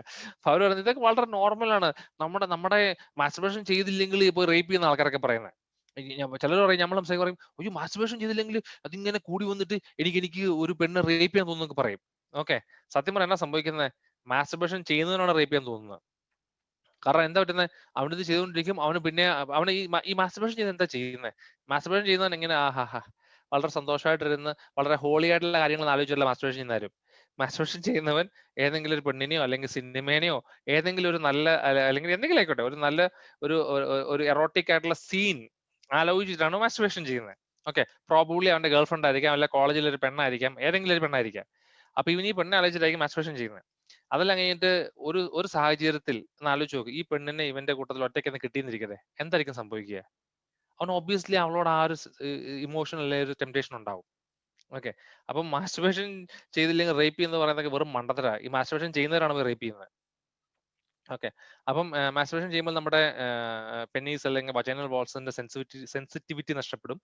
സെൻസിറ്റിവിറ്റി നഷ്ടപ്പെട്ട് കഴിഞ്ഞാൽ നമുക്ക് ഒരു സെക്ഷൽ ആക്ടിൽ കിട്ടേണ്ട ആ പ്ലഷർ നമ്മുടെ മാരിറ്റൽ ലൈഫിൽ കുറഞ്ഞു പോകും. ഓക്കെ, അപ്പൊ നമ്മൾ ആദ്യമായിട്ട് സെക്സ് ചെയ്യുന്നെങ്കിൽ അവിടെ ഒരു സെൻസിറ്റിവിറ്റി വളരെ കൂടുതലായിരിക്കും, ആ പ്ലഷർ ആസ്പെക്ട് കൂടുതലായിരിക്കും. പിന്നെ മാസ്റ്റർബേഷൻ ചെയ്യുന്ന വ്യക്തി ആലോചിച്ച് നോക്കുക, ഞാൻ കല്യാണം കഴിഞ്ഞിട്ട് ഞാൻ വളരെ ആഗ്രഹത്തോടെ എന്റെ ഭാര്യനെ അപ്രോച്ച് ചെയ്ത് സെക്സ് ചെയ്യാനായിട്ട് ഞാൻ നോക്കുമ്പോഴത്തേക്ക് അവളിരുന്ന് മാസ്റ്റർബേഷൻ ചെയ്ത് സ്വന്തമായിട്ട് എൻജോയ് ചെയ്യുക, എനിക്ക് എന്ത് സംഭവിക്കും? ഞാൻ സത്യം പറഞ്ഞാൽ തകർന്നു പോകും. എന്നെ ഇൻവോൾവ് ചെയ്യിക്കാതെ അവൾ സ്വന്തമായിട്ട് എൻജോയ് ചെയ്യുക. നിങ്ങൾ ആലോചിച്ച് നോക്കിയേ, നിങ്ങൾ ചെയ്യുമ്പോൾ നിങ്ങളുടെ ഭർത്താവ് മാസ്റ്റർബേഷൻ ചെയ്ത് എൻജോയ് ചെയ്യുകയാണെങ്കിൽ നിങ്ങൾക്ക് സെക്സ് ചെയ്യാൻ പറ്റുന്നില്ല, how will you feel? Okay, പോണോഗ്രഫിയിലും വളരെ മോശമായ ബ്രെയിൻ ഇമ്പാക്ട് ഉണ്ടാവും. പോണോഗ്രഫി എന്ന ആളെന്ത് ചെയ്യുന്നത്, ആ ഒരു പോണോഗ്രഫി ആണെന്നാൽ സ്വന്തം ബ്രെയിനെയാണ് ഇമ്പാക്ട് ചെയ്യുന്നത്. പുള്ളി പോണോഗ്രഫി സെക്ഷൽ ആക്ട് ആണ്. പോണോഗ്രഫി കാണുന്നവൻ മാസ്റ്റർബേറ്റ് ചെയ്യും, ആണാണെങ്കിലും പെണ്ണാണെങ്കിലും. ഓക്കെ, ഈ പോണോഗ്രഫിക്ക് ഇമ്പാക്ട് ആയിട്ടുള്ള പല ആണുങ്ങളോടും പെണ്ണുങ്ങളോടും ഞാൻ സംസാരിച്ചിട്ടുണ്ട്. പെണ്ണുങ്ങൾ ഒത്തിരി പേരില്ല, കുറച്ച് ഒന്ന് രണ്ട് പേരെ ഞാൻ കേട്ടിട്ടുണ്ട്. അവർക്ക് എല്ലാവർക്കും തന്നെ ഈ പോണോഗ്രഫി കണ്ടില്ലെങ്കിൽ അവർ മാറി നിൽക്കുമ്പോൾ അഗ്രഷൻ, ദേഷ്യം, അങ്ങനെ പല ഇഷ്യൂസും ഉണ്ട്. അതൊക്കെ ഈ നമ്മളുടെ റിലേഷൻഷിപ്പിന് ഒത്തിരി ഇമ്പാക്ട് ചെയ്യുന്നതാണ്. അപ്പം പോണോഗ്രഫി എന്ന് കാണുന്ന വ്യക്തി മാസ്റ്റർബേറ്റ് ചെയ്യുമ്പോഴത്തേക്ക് ഈ ഓക്സിറ്റോക്സിൻ ഹോർമോൺ റിലീസ് ആവും. അപ്പൊ അവിടെ ബോണ്ടിങ് ക്രിയേറ്റ് ചെയ്യും. ആരായിട്ട് ബോണ്ടിങ് ക്രിയേറ്റ് ചെയ്യുന്നത്? ശരിക്കുള്ള പെണ്ണായിട്ടല്ല, ഈ കാണുന്ന പിക്ചറിലെ ഇമേജ് ആയിട്ട്. പുള്ളി പോണോഗ്രഫിയുടെ വർഷങ്ങളോളം ബ്രെയിനെ പഠിപ്പിക്കുകയാണ്, എനിക്ക് സെക്ഷൽ റോസിൽ ഉണ്ടാകേണ്ടത് ഈ ഇമേജ് കാണുമ്പോഴാണ്, അല്ല ശരിക്കും ഒരു പെണ്ണെന്നെ അല്ലെങ്കിൽ എന്റെ ഭാര്യനെ അപ്രോച്ച് ചെയ്യുമ്പോഴല്ല. അപ്പം ഈ കല്യാണം കഴിഞ്ഞ് ഫസ്റ്റ് നൈറ്റിലേക്ക് സെക്സ് ചെയ്യാൻ ഭാര്യ വരുമ്പോഴത്തേക്ക് നോക്കുമ്പോൾ സെക്ഷൽ റോസിൽ ഉണ്ടാകുന്നില്ല.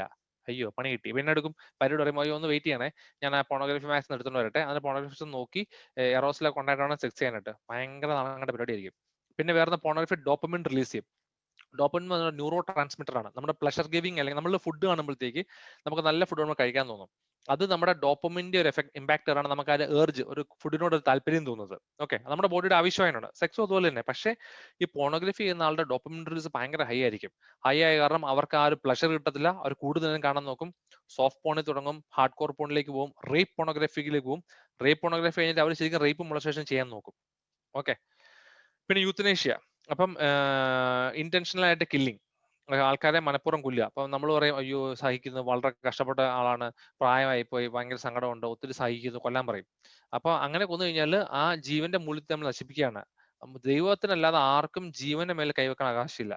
അങ്ങനെ നമ്മൾ ചെയ്ത് കഴിഞ്ഞാൽ ഈ യുത്തനേഷ്യ എന്ന് പറഞ്ഞ പേരിൽ പല ആൾക്കാരും മർഡർ ചെയ്യപ്പെടും. ഓർഗൻ ഹാർവെസ്റ്റിംഗ്, അതൊക്കെ വലിയ ബിസിനസ് ആയിട്ട് വരും. ആരുടെങ്കിലും ഓർഗൻ കിട്ടാൻ വേണ്ടിയിട്ട് ഒരു ആക്സിഡന്റ് വെച്ച് പുള്ളിനെ തട്ടി സൈഡിലാക്കി ഒരു ബ്രെയിൻ ഡെത്ത് എന്നൊക്കെ പറഞ്ഞ് തട്ടിക്കളയും. അങ്ങനെ പല പ്രശ്നങ്ങളും ഉണ്ടാവും.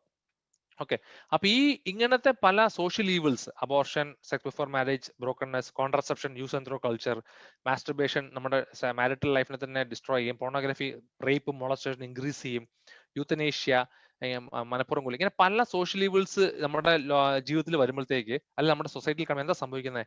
നമ്മുടെ സൊസൈറ്റി തന്നെ മൊത്തത്തിൽ ഡീമോറലൈസ്ഡ് ആയി പോകും, അൺഎത്തിക്കലായി പോകും. അങ്ങനെ ആകുമ്പോഴത്തേക്കാണ് അൾട്ടിമേറ്റ്ലി നമ്മളെല്ലാം ദൈവത്തിൽ നിന്ന് അകന്ന് കൂടുതലും ഒരു നെഗറ്റീവ് രീതിയിലുള്ള ലൈഫിലേക്ക് നമ്മുടെ കമ്മ്യൂണിറ്റി തന്നെ പോകാൻ വഴിയുണ്ട്. ഇത് കണ്ടിന്യൂ ചെയ്ത് കഴിഞ്ഞാൽ നമ്മുടെ കുടുംബങ്ങൾ തകർന്നു. പിന്നെ അൺഎത്തിക്കൽ ലൈഫ് സ്റ്റൈൽസ് ഫോളോ ചെയ്യുക. ഇപ്പൊ നമ്മൾ തന്നെ എടുക്കും, ഇങ്ങനൊരു കൾച്ചർ പോലിറ്റ് ചെയ്യുമ്പോഴത്തേക്ക് നമ്മുടെ മാക്സിമം ആൾക്കാർ ഈ കൾച്ചറിലേക്ക് ഫ്ലോ ചെയ്യും. നമ്മുടെ പൊളിറ്റീഷ്യൻസ് മജോറിറ്റീനെ ഫേവർ ചെയ്യും. പൊളിറ്റീഷ്യൻസ് മജോറിറ്റി ആൾക്കാർ എന്ത് പറയുന്നു അതിലേക്ക് അവർ ആൾക്കാരെ സന്തോഷപ്പെടുത്താൻ നോക്കും. അപ്പൊ അങ്ങനെ തെറ്റായിട്ടുള്ള ലോസ് ആൻഡ് റെഗുലേഷൻസ് നമ്മുടെ കൺട്രിയിൽ വരും. ഓക്കെ, അപ്പൊ അങ്ങനെ സ്നേഹം, ഫാമിലി, കുടുംബങ്ങൾ തകരാൻ തുടങ്ങും. കുടുംബം തകർന്നു കഴിഞ്ഞാൽ it's A destruction of the world. കുടുംബമാണ് ബേസിക് സ്ട്രക്ചർ ഓഫ് ചർച്ച്. അപ്പൊ കുടുംബങ്ങൾ തകർന്നാൽ നമ്മുടെ അടിത്തറ ഇളകി എന്ന് തന്നെ പറയാം.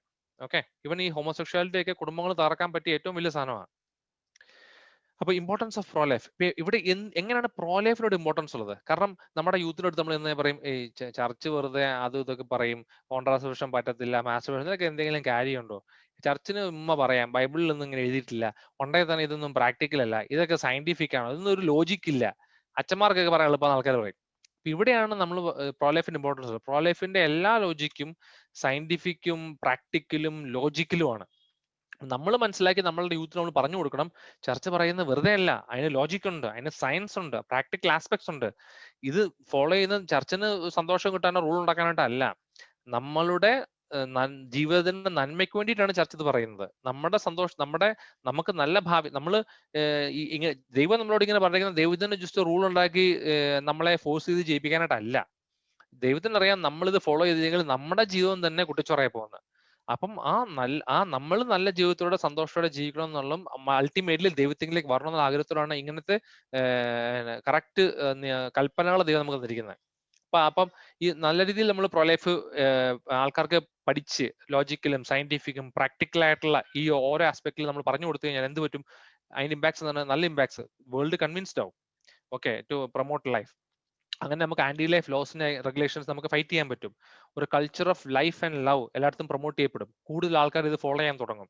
അപ്പം കൂടുതൽ സമാധാനം, സന്തോഷം. അപ്പം ഈ സെക്സ് ബിഫോർ മാരേജ് ചെയ്യുന്നവരൊക്കെ സത്യം പറഞ്ഞാൽ ഒത്തിരി ഡിസ്ട്രക്ഷൻ. ഞാൻ പല ഇന്ത്യയിലൊക്കെ ചില ഭാഗങ്ങളിൽ ഞാൻ കണ്ടിട്ടുണ്ട്, വളരെ ഓപ്പൺ സെക്ഷൽ കൾച്ചറുള്ള സ്ഥലങ്ങളിലൊക്കെ അവിടെ ആൾക്കാർ തകർന്നിരിക്കുകയാണ്. ആക്ച്വലി അവിടുത്തെ യൂത്ത് ഒക്കെ ഒരു റിലേഷൻഷിപ്പ് അടുത്ത അങ്ങനെ റിലേഷൻ, അവരൊക്കെ തകർന്ന ആൾക്കാരാണ്, ഭയങ്കര ഇമോഷണലി അവർ സങ്കടപ്പെട്ടിരിക്കുന്നവരാണ്. ഞാൻ നേരിട്ട് കണ്ടിട്ടുള്ളതൊക്കെ.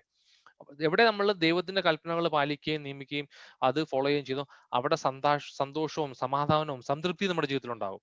അങ്ങനെ ഒരു happy and peaceful and joyful ജീവിതം നമ്മുടെ സൊസൈറ്റിയിലേക്ക് വരും. മോർ പീപ്പിൾ പ്രോ ലൈഫ് യൂസിലേക്ക് വരും. പൊളിറ്റിക്കൽ ഇമ്പാക്ട്സ് ഉണ്ടാവും. ലോസും റെഗുലേഷൻസും ലൈഫിനെ സപ്പോർട്ട് ചെയ്യുന്നതായിട്ട് മാറും. നമ്മുടെ മാരേജും നമ്മുടെ ഫാമിലീസും പ്രൊമോട്ട് ചെയ്യപ്പെടും. അങ്ങനെ അവസാനം എന്ത് സംഭവിക്കും? എല്ലാവരും ഒരു ദൈവത്തിലേക്കുള്ള അപ്രോച്ചിലേക്ക് തിരിയും. മറ്റേതാണെങ്കിലോ ഒരു ആന്റി ലൈഫ്, അഗൻസ്റ്റ് ഗോഡ്, ദൈവത്തിൽ നിന്ന് അകന്നു പോകും. അൾട്ടിമേറ്റ്ലി നമ്മളുടെ എല്ലാവരുടെയും ഇന്റൻഷൻ, പ്രോ ലൈഫിന്റെയും ഏത് മിനിസ്ട്രി ആയിക്കോട്ടെ, ഇന്റൻഷൻ എന്താണ്? അൾട്ടിമേറ്റ് ഒറ്റ ഇന്റൻഷനേ ഉള്ളൂ, എല്ലാവരെയും ദൈവത്തിലേക്ക് അടുപ്പിക്കുക, ഈശോയെ കൊടുക്കുക. Whether you live in campus or nurses or teens or pro life, എല്ലാ മിനിസ്ട്രിക്കും ഒറ്റ ഇന്റൻഷനേ ഉള്ളൂ, that take people to Jesus, give God holiness. ഇതാണ് നമ്മുടെ ഒറ്റ ഇന്റൻഷൻ. അപ്പൊ ഈ വ്യൂസ് നമ്മൾ ഫോളോ ചെയ്യുമ്പോഴത്തേക്ക് ഇവരെല്ലാവരും നമുക്ക് ദൈവത്തിങ്കിലേക്ക് കൂടുതൽ അടുപ്പിക്കാൻ സാധിക്കും. ഇതാണ് ഏത് മിനിസ്ട്രിയും, ഈവൻ പ്രോ ലൈഫ് മിനിസ്ട്രിയുടെ ഇമ്പോർട്ടൻസ് ഈ ആന്റി ലൈഫ് കൾച്ചറിൽ നിന്ന് ആൾക്കാരെ വളരെ സ്ട്രോങ് ആയിട്ട് തിയോളജിക്കൽ മാത്രമല്ല ലോജിക്കലും സയന്റിഫിക്കും സ്റ്റാറ്റിസ്റ്റിക്കും പ്രാക്ടിക്കലി ആയിട്ട് കൺവിൻസ് ചെയ്ത് അവരെ അതിൽ നിന്ന് മാറ്റി എംപവർ ചെയ്ത് നല്ല രീതിയിലേക്ക് ദൈവം ആഗ്രഹിക്കുന്ന ഒരു ലൈഫ് സ്റ്റൈലിലേക്ക് കൊണ്ടുവന്ന് ദൈവത്തിങ്കിലേക്ക് അടുപ്പിക്കുക. ഇതാണ് നമുക്ക് ഈ ഒരു പ്രോ ലൈഫ് മിനിസ്ട്രിയുടെ ഇമ്പോർട്ടൻസ്. നമുക്ക് എങ്ങനെ പ്രോ ലൈഫ് മിനിസ്ട്രി നമ്മുടെ ജീവിതത്തിൽ ഇംപ്ലിമെന്റ് ചെയ്യാം അതാണ് ഞാൻ എന്റെ അവസാനത്തെ പാർട്ടിലേക്ക് കിടക്കുകയാണ്. പ്രോ ലൈഫ് വർക്ക് ചെയ്യണമെങ്കിൽ വളരെ ഇമ്പോർട്ടന്റ് കാര്യമുണ്ട്. ഇതൊരു സാധാരണ മിനിസ്ട്രി അല്ല. ഇതൊരു ഞാൻ പറഞ്ഞല്ലോ, it's a direct fight between life and death.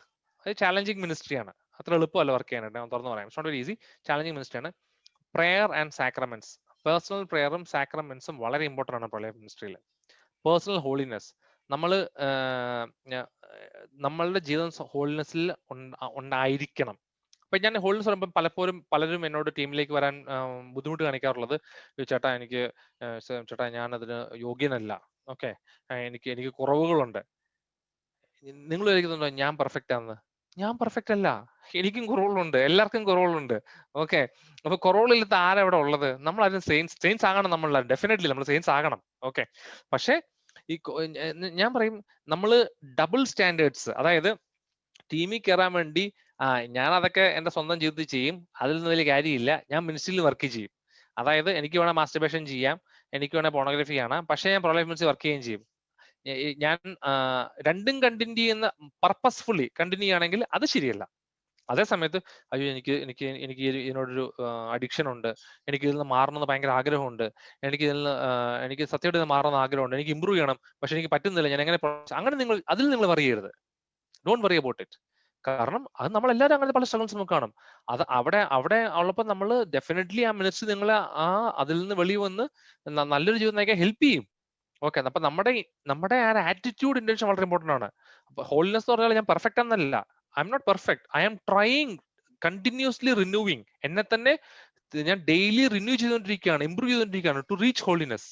അപ്പൊ അങ്ങനെ ഒരു ലൈഫ് സ്റ്റൈൽ മെന്റാലിറ്റിയിൽ നമ്മൾ ജീവിക്കണം. പിന്നെ നമ്മൾ പ്രോ ലൈഫിനെ കുറിച്ചുള്ള കാര്യങ്ങൾ പഠിക്കുകയും നോളജ് ഗെയിൻ ചെയ്യുകയും വേണം. പിന്നെ നമ്മൾ പേഴ്സണൽ വിറ്റ്നസിങ് ആണ്, സ്വന്തം ജീവിതം കൊണ്ട് നമ്മൾ സാക്ഷ്യം പറയണം. ഈ പ്രീച്ച് ചെയ്യുന്നതിനേക്കാളും കൂടുതൽ നമ്മുടെ സ്വന്തം ജീവിതം കൊണ്ട് നമ്മൾ സാക്ഷികളായിരിക്കണം പ്രോ ലൈഫിൽ. ഓക്കെ, ഇതൊരു ഒരു പേഴ്സണൽ മിഷൻ ഓഫ് ലൈഫ്. നിങ്ങളുടെ ഓരോരുത്തർ, ഞാൻ ഈ ഒരു കാര്യം നിങ്ങൾ മനസ്സിലാക്കണം, ഈ പ്രോ ലൈഫ് എന്ന് പറഞ്ഞത് പ്രോ ലൈഫ് മിനിസ്ട്രിക്കാർക്ക് മാത്രമുള്ളതല്ല. ഓക്കെ, അത് എല്ലാം മനുഷ്യരും ചെയ്യേണ്ട കാര്യമാണ്. അപ്പം ഞാൻ പറയുകയാണെങ്കിൽ ഞാൻ പറയും, ഒരു 10 വർഷം കഴിയുമ്പോൾ ഈ പ്രോ ലൈഫ് മിനിസ്ട്രീനെ കാണരുത്. അത് എന്തിനാണ് പ്രോ ലൈഫ് മിനിസ്ട്രി? നമുക്ക് കൊന്തയെല്ലാം പഠിപ്പിക്കാൻ മിനിസ്ട്രി ഉണ്ട് ഇവിടെ. നിങ്ങൾക്ക് എല്ലാവരും കൊന്തയെല്ലാം അറിയത്തില്ലേ? ഓക്കെ, അപ്പൊ കൊന്തയെല്ലാം ചൊല്ലുമല്ലോ, അതിന് മിനിസ്ട്രി ഇല്ലല്ലോ കൊന്തയെല്ലാം പഠിപ്പിക്കാനായിട്ട്. അതുപോലെ തന്നെ പ്രോ ലൈഫും. This is something which all of us should be. ഒരു 5 വർഷം കഴിയുമ്പോഴത്തേക്ക് ജീവിതത്തിൽ പ്രോ ലൈഫ് എന്ന് പറഞ്ഞ മിനിസ്ട്രി കാണരുത്. കാരണം എല്ലാവരും പ്രോ ലൈഫേഴ്സ് ആകണം, അവർ തന്നെ അത് ഇംപ്ലിമെന്റ് ചെയ്യണം. അതാണ് എന്റെ ആഗ്രഹം. ഓക്കെ, നമ്മൾ അങ്ങനെ ആയിരിക്കണം. ഓക്കെ, അപ്പം അങ്ങനെ ഒരു മിനിസ്ട്രി കാണില്ല. Actually everybody should be pro lifer. അപ്പൊ നിങ്ങൾ എല്ലാവരും തന്നെ പ്രോ ലൈഫേഴ്സ് ആകേണ്ടവരാണ്. ഓക്കെ, പിന്നെ നമ്മളുടെ മിഷൻ ഔട്ട്സൈഡ് ഓഫ്, നമ്മുടെ ഫസ്റ്റ് മിഷൻ എന്ന് പറഞ്ഞാൽ നമ്മുടെ പേഴ്സണൽ ഹോളിനെസ്, നമ്മുടെ പേഴ്സണൽ പ്രെയർ ലൈഫ്, നമ്മുടെ പേഴ്സണൽ ഡിസ്റ്റൻസിങ്, നമ്മളുടെ നോളജ്, ഇത് നമ്മുടെ ഫസ്റ്റ്, നമ്മുടെ പ്രൈമറി മിഷൻ. പിന്നെ നമ്മുടെ മിനിസ്ട്രി ആൻഡ് മിഷൻ. അപ്പൊ അത് നമ്മൾ പറ്റുന്നിടത്ത് നമ്മൾ പഠിപ്പിക്കുക, നമ്മൾ റിസോഴ്സ് ആയിട്ട് വരിക, നമ്മൾ പഠിപ്പിക്കുക, promote life in our circles. നമ്മുടെ സർക്കിൾസ് എന്നോടാണ്, നമ്മുടെ GCU സർക്കിൾസിൽ നമ്മുടെ പരിപാടികളിൽ പ്രോ ലൈഫിന് ഒരു അവയർനെസ് ക്രിയേഷൻ വെക്കുക, നമ്മുടെ സോൺസ്, നമ്മുടെ റീജിയൻസിൽ എല്ലാവരെയും തന്നെ ഇതിനെക്കുറിച്ച് ബോധവൽക്കരിക്കുക. Every GCU should be pro lifer. Okay, ഞാൻ ഇപ്പോൾ കോളേജ് ആയിരിക്കാം, ഞാൻ ഓഫീസിലായിരിക്കാം, ഞാൻ കോളേജ് വർക്ക് ചെയ്യുന്നതാണ്, എന്റെ ഫ്രണ്ട്സ് ഉണ്ട്, ഫ്രണ്ട് സർക്കിളിൽ ചിലപ്പോൾ ഇമ്മോറൽ സെക്ഷൽ ലൈഫിൽ ജീവിക്കുന്നവരുണ്ടാകാം. അവരെ സ്നേഹത്തോടെ, ആരെയും കണ്ടം ചെയ്യാൻ പാടില്ല നമ്മൾ. ഓക്കെ, നമ്മൾ ആരെ കുറ്റം വിധിക്കാതല്ല, സ്നേഹപൂർവ്വം ഒരു സഹോദരൻ അല്ല സഹോദരി എന്ന രീതിയിൽ അവരെ നമ്മൾ ഇതിലേക്ക് ബോധവൽക്കരിക്കുക. ഈ ലൈഫിന്റെ പ്രശ്നങ്ങൾ എന്തൊക്കെയാണ്, നമ്മൾ നല്ലൊരു ജീവിക്കണം എന്നുള്ളൊരു ഒരു നല്ല സ്നേഹത്തോടെയുള്ള അവയർനെസ്. നമ്മുടെ പ്രയർ മീറ്റിംഗ്സ് ഇൻവൈറ്റ് ചെയ്യുക, അവരെ നമ്മൾ സപ്പോർട്ട് ചെയ്യുക, അഡിക്ഷൻസ് ഉള്ളവരെ അതിൽ നിന്ന് വെളിവരെ നമ്മൾ ഹെൽപ്പ് ചെയ്യുക. ഇപ്പൊ സെയിം സെക്സ് റിലേഷൻഷിപ്പ് ഉണ്ടാകാതെ അവരെ അതിൽ നിന്ന് ബോധവൽക്കരിക്കുക. എല്ലാവരും നമ്മൾ സ്നേഹിക്കണം കേട്ടോ, ആരെയും കണ്ടം ചെയ്യാൻ പാടില്ല, ആരെയും കുറ്റം വിധിക്കാൻ പാടില്ല. അത് നമ്മുടെ റോളല്ല. സ്നേഹിക്കുക, ഈ ഒരു ബോധവൽക്കരണം അവർക്ക് പറഞ്ഞു കൊടുക്കുക, അവർക്ക് വേണ്ട ഹെൽപ്പ് ചെയ്ത് കൊടുക്കുക, ഇതാണ് നമ്മൾ ചെയ്യേണ്ടത്. പിന്നെ one more child is A blessing. Okay, ഒരു കുഞ്ഞിൽ നിർത്തിയ ആൾക്കാരൊക്കെ ഉണ്ടാകാം, അടുത്ത ഒരു കുഞ്ഞിന് അനുഗ്രഹമാണ് എന്ന് പറഞ്ഞ ആൾക്കാരെ മനസ്സിലാക്കി കൊടുക്കുക.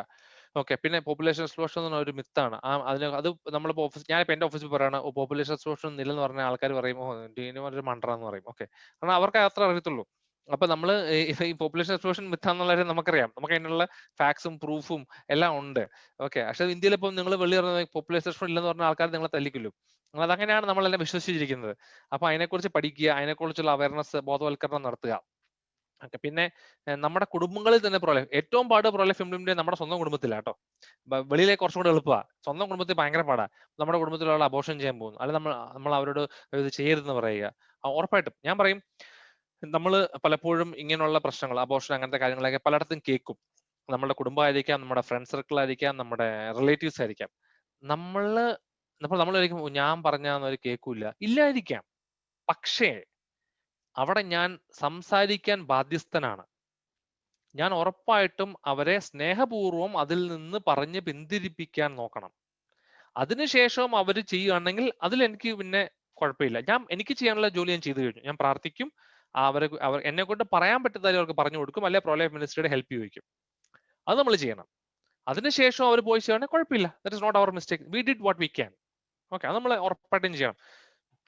പിന്നെ ഞാനൊരു എക്സാമ്പിൾ പറയാറുണ്ട്. സാറിന് സെഷൻ എടുക്കുമ്പോഴത്തേക്ക് ഞാൻ മരിച്ചെല്ലാം കഴിയുമ്പോഴത്തേക്ക് മരിച്ചു കഴിയുമ്പം ദൈവത്തിന്റെ നമ്മുടെ ഫൈനൽ ജഡ്ജ്മെന്റിലേക്ക് പോവുകയാണ്. അപ്പം കർത്താവിന്റെ നന്മകളുടെയും തിന്മകളുടെയും ബുക്ക് ഇരിക്കട്ടെ, എടുക്കും. ഡിനോ, മോനെ ഡിനോ വരൂ, കൊള്ളാം വരൂ. 5 വ്യഭിചാരം. കർത്താവേ എന്തായി പറയുന്നത്? ജീസസ് യൂത്തിന്റെ പ്രോ ലൈഫ് കോർഡിനേറ്റർ ആയിരുന്നു, ഞാൻ വ്യഭിചാരം ചെയ്യുന്നത്. എന്താ പറയുന്നേ? കർത്താവ് പറയും, ഡിനോ നിനക്ക് ഓർമ്മയുണ്ടോ, നിന്റെ അയലോക്കത്തെ ആ ഒരു ചേച്ചി അവരുടെ മൂത്ത മോളെ കല്യാണം കഴിപ്പിക്കാൻ പൈസ ഇല്ല, നിന്റെ അടുത്ത് നിന്ന് പൈസ ചോദിച്ചു. കർത്താവ് എനിക്ക് ഓർമ്മയുണ്ട്. അപ്പൊ നിന്റെ പൈസ ഉണ്ടായിരുന്നു, പക്ഷെ നീ കൊടുത്തില്ല. കർത്താവ് ശരിയാണ്, ഞാൻ കൊടുത്തില്ല, എന്നെ ഉണ്ടായിരുന്നു, കൊടുത്തില്ല. അപ്പൊ നീ പൈസ കൊടുക്കാഞ്ഞത് കൊണ്ട് അവർക്ക് കല്യാണം കഴിക്കാൻ പറ്റിയില്ല, അവർ 5 പേരും വ്യഭിചാരത്തിലേക്ക് പോകേണ്ടി വന്നു. അപ്പോൾ അത് നിന്റെ അക്കൗണ്ടിൽ ഇരിക്കട്ടെ ഡിനോ, അല്ലേ? അയ്യോ അതെ ശരി കർത്താവേ എന്ന് പറയേണ്ടി വരും. ഓക്കെ, അപ്പോ ഞാൻ പറഞ്ഞത്, ചെയ്യാൻ പറ്റുന്ന നന്മ ചെയ്യാതിരിക്കുന്നതും തിന്മയാണ്. നമ്മളെ കൊണ്ട് പറ്റുന്ന കാര്യങ്ങൾ ചെയ്യുക. ഓക്കെ, അതിനുശേഷം അവര് ചെയ്യണം, അതിന് നമ്മൾ ബാധ്യസ്ഥരല്ല. പക്ഷെ നമ്മൾ obviously we should speak in love and charity and humility. സ്നേഹത്തോടെ സംസാരിക്കണം. ഓക്കെ, പിന്നെ നമുക്ക് ചെയ്യാൻ പറ്റുന്ന, നമ്മൾ പറഞ്ഞല്ലോ പിന്നെ നമ്മുടെ കുടുംബങ്ങളിൽ തന്നെ കസിൻസിനെതിരെ തെറ്റായ റിലേഷൻഷിപ്പ് ഉണ്ടാകാം. അവരെ നമ്മൾ അതിൽ നിന്ന് സ്നേഹപൂർവ്വം ബന്ധിപ്പിക്കാൻ നോക്കുക. ഞാൻ കണ്ടിട്ടുള്ള പല നമ്മുടെ ഞാൻ പറയാം, പലരും തന്നെ സെക്ഷൽ അബ്യൂസ്, എസ്പെഷ്യലി പെണ്ണുങ്ങളൊക്കെ സെക്ഷൽ അബ്യൂസിന് വിധേയരായവരുണ്ട്. അവർക്ക് ഇന്നർ ഹീലിംഗ്, ആവശ്യമുള്ള ഹീലിംഗ്, അങ്ങനെയുള്ള കാര്യങ്ങളൊക്കെ നിങ്ങൾ പെണ്ണുങ്ങൾ അങ്ങനെയൊക്കെ ഉണ്ടവരുണ്ടെങ്കിൽ നിങ്ങളുടെ ഒരു ലേഡി ആയിട്ടുള്ള എൽഡറിനോട് ഷെയർ ചെയ്യുക. അവിടെ ഒരു ഹീലിംഗ് മേഖല ആവശ്യമുള്ള മേഖലയാണ് പ്രാർത്ഥിക്കുക. അങ്ങനെയൊക്കെ നിങ്ങൾക്ക് ചെയ്യാവുന്നതാണ്. പിന്നെ നമ്മുടെ കുടുംബങ്ങളിലൊക്കെ വളരെ കോമൺ ആയി കോൺട്രസെപ്ഷനും സ്റ്റെറിലൈസേഷനൊക്കെ. അപ്പൊ അതിനെക്കുറിച്ചൊക്കെ ബോധവൽക്കരണം കൊടുക്കുക. അത് തെറ്റാണ്, സ്റ്റെറിലൈസേഷൻ ചെയ്യുന്നത് മാരകഭാവമാണ്, അതിനുള്ള ബോധവൽക്കരണം നമ്മൾ കൊടുക്കുക. അപ്പൊ നമ്മൾ കല്യാണം കഴിക്കുമ്പോൾ പോലും, ഇപ്പൊ ഞാൻ കല്യാണം കഴിയുമ്പോഴത്തേക്ക് ഈ കെട്ടാൻ വന്ന ഞാൻ പെണ്ണെ കാണുമ്പോൾ തന്നെ ഞാൻ പറയുന്നത്, ഞാൻ ഇങ്ങനെ പ്രൊലൈഫിലൊക്കെയാണ്, അപ്പം ഇതൊന്നും നമ്മുടെ ജീവിതത്തിൽ നടക്കില്ല, കോൺട്രസെപ്ഷൻ പറ്റില്ല. ചില പെണ്ണുങ്ങളൊക്കെ കേൾക്കുമ്പോൾ ഓടുമായിരുന്നു. ഓക്കെ, അപ്പം എന്റെ അമ്മ എന്നോട് ചോദിക്കായിരുന്നു, എന്റെ ഡിനോ നീ എന്നതൊക്കെ പറയുന്നേ, ഇതൊക്കെ കല്യാണം കഴിഞ്ഞ് പറയണ്ടായിരുന്നു. ഞാൻ പറഞ്ഞു, കല്യാണം കഴിഞ്ഞ് പറഞ്ഞിട്ട് എന്താ കാര്യം, കല്യാണത്തിന് മുമ്പ് പറയണമല്ലോ. ഓക്കെ, നമ്മളങ്ങനെ വളരെ സ്നേഹപൂർവ്വം ഒക്കെ നമുക്ക് പറയാനുള്ള കാര്യങ്ങൾ നമ്മളെ കുടുംബത്തിൽ വളരെ സ്ട്രോങ് ആയിട്ട് സന്തോഷപൂർവ്വം, ഇങ്ങനെയുള്ളൊരു കല്യാണം കഴിച്ചാൽ മതിയെന്നേ, എനിക്ക് നിർബന്ധമൊന്നുമില്ല. ഓക്കെ, അപ്പൊ നമ്മൾ വളരെ സ്ട്രോങ് ആയിട്ട് അതിലേക്ക് നിൽക്കുക. ഓക്കെ, പിന്നെ നമുക്ക് സോഷ്യൽ മീഡിയ ഒത്തിരി ഉപയോഗിക്കാം. നമുക്ക് ഇപ്പൊ എസ്പെഷ്യലി ഈ ഒരു കോവിഡ് സിറ്റുവേഷൻ അല്ലെ, ഇങ്ങനെ കാലഘട്ടത്തിൽ എല്ലാവരും സോഷ്യൽ മീഡിയയിലാണ്. ഞാൻ പറയുന്നത്, നിങ്ങൾക്ക് വളരെ സിമ്പിൾ ആയിട്ട് ചെയ്യുന്ന കാര്യം, ഒരു പ്രോ ലൈഫിന്റെ പോസ്റ്റ് നിങ്ങളുടെ വാട്സാപ്പ് സ്റ്റാറ്റസ്, നിങ്ങളുടെ ഫേസ്ബുക്കില്, നിങ്ങളുടെ ട്വിറ്ററിൽ, നിങ്ങളുടെ ഇൻസ്റ്റാഗ്രാമിൽ പോസ്റ്റ് ചെയ്യുക. ഉറപ്പായിട്ട് ഞാൻ പറയാം, നിങ്ങൾക്ക് ഒത്തിരി തെറി കേൾക്കേണ്ടി വരും. സന്തോഷിക്കുക, പ്രൈസ് ദി ലോർഡ് എന്ന് പറയാ. ഓക്കെ, അപ്പോൾ അങ്ങനെ തെറി വിളിക്കുന്നത് നല്ലതാണ്. കാരണം അവർക്ക് അറിവില്ലായ്മ കൊണ്ടാണ് പറയുന്നത്. അപ്പൊ നിങ്ങൾ അതിനെക്കുറിച്ച് പഠിക്കുക, അവർക്ക് സ്നേഹപൂർവ്വം പറഞ്ഞു കൊടുക്കുക. This is A great pro life mission. നിങ്ങൾ എല്ലാവരും തന്നെ സോഷ്യൽ മീഡിയകളിൽ പോസ്റ്റ് ഇട്ട് ആലോചിച്ച് നോക്കി, എത്രയോ ബോധവൽക്കരണം നടക്കും.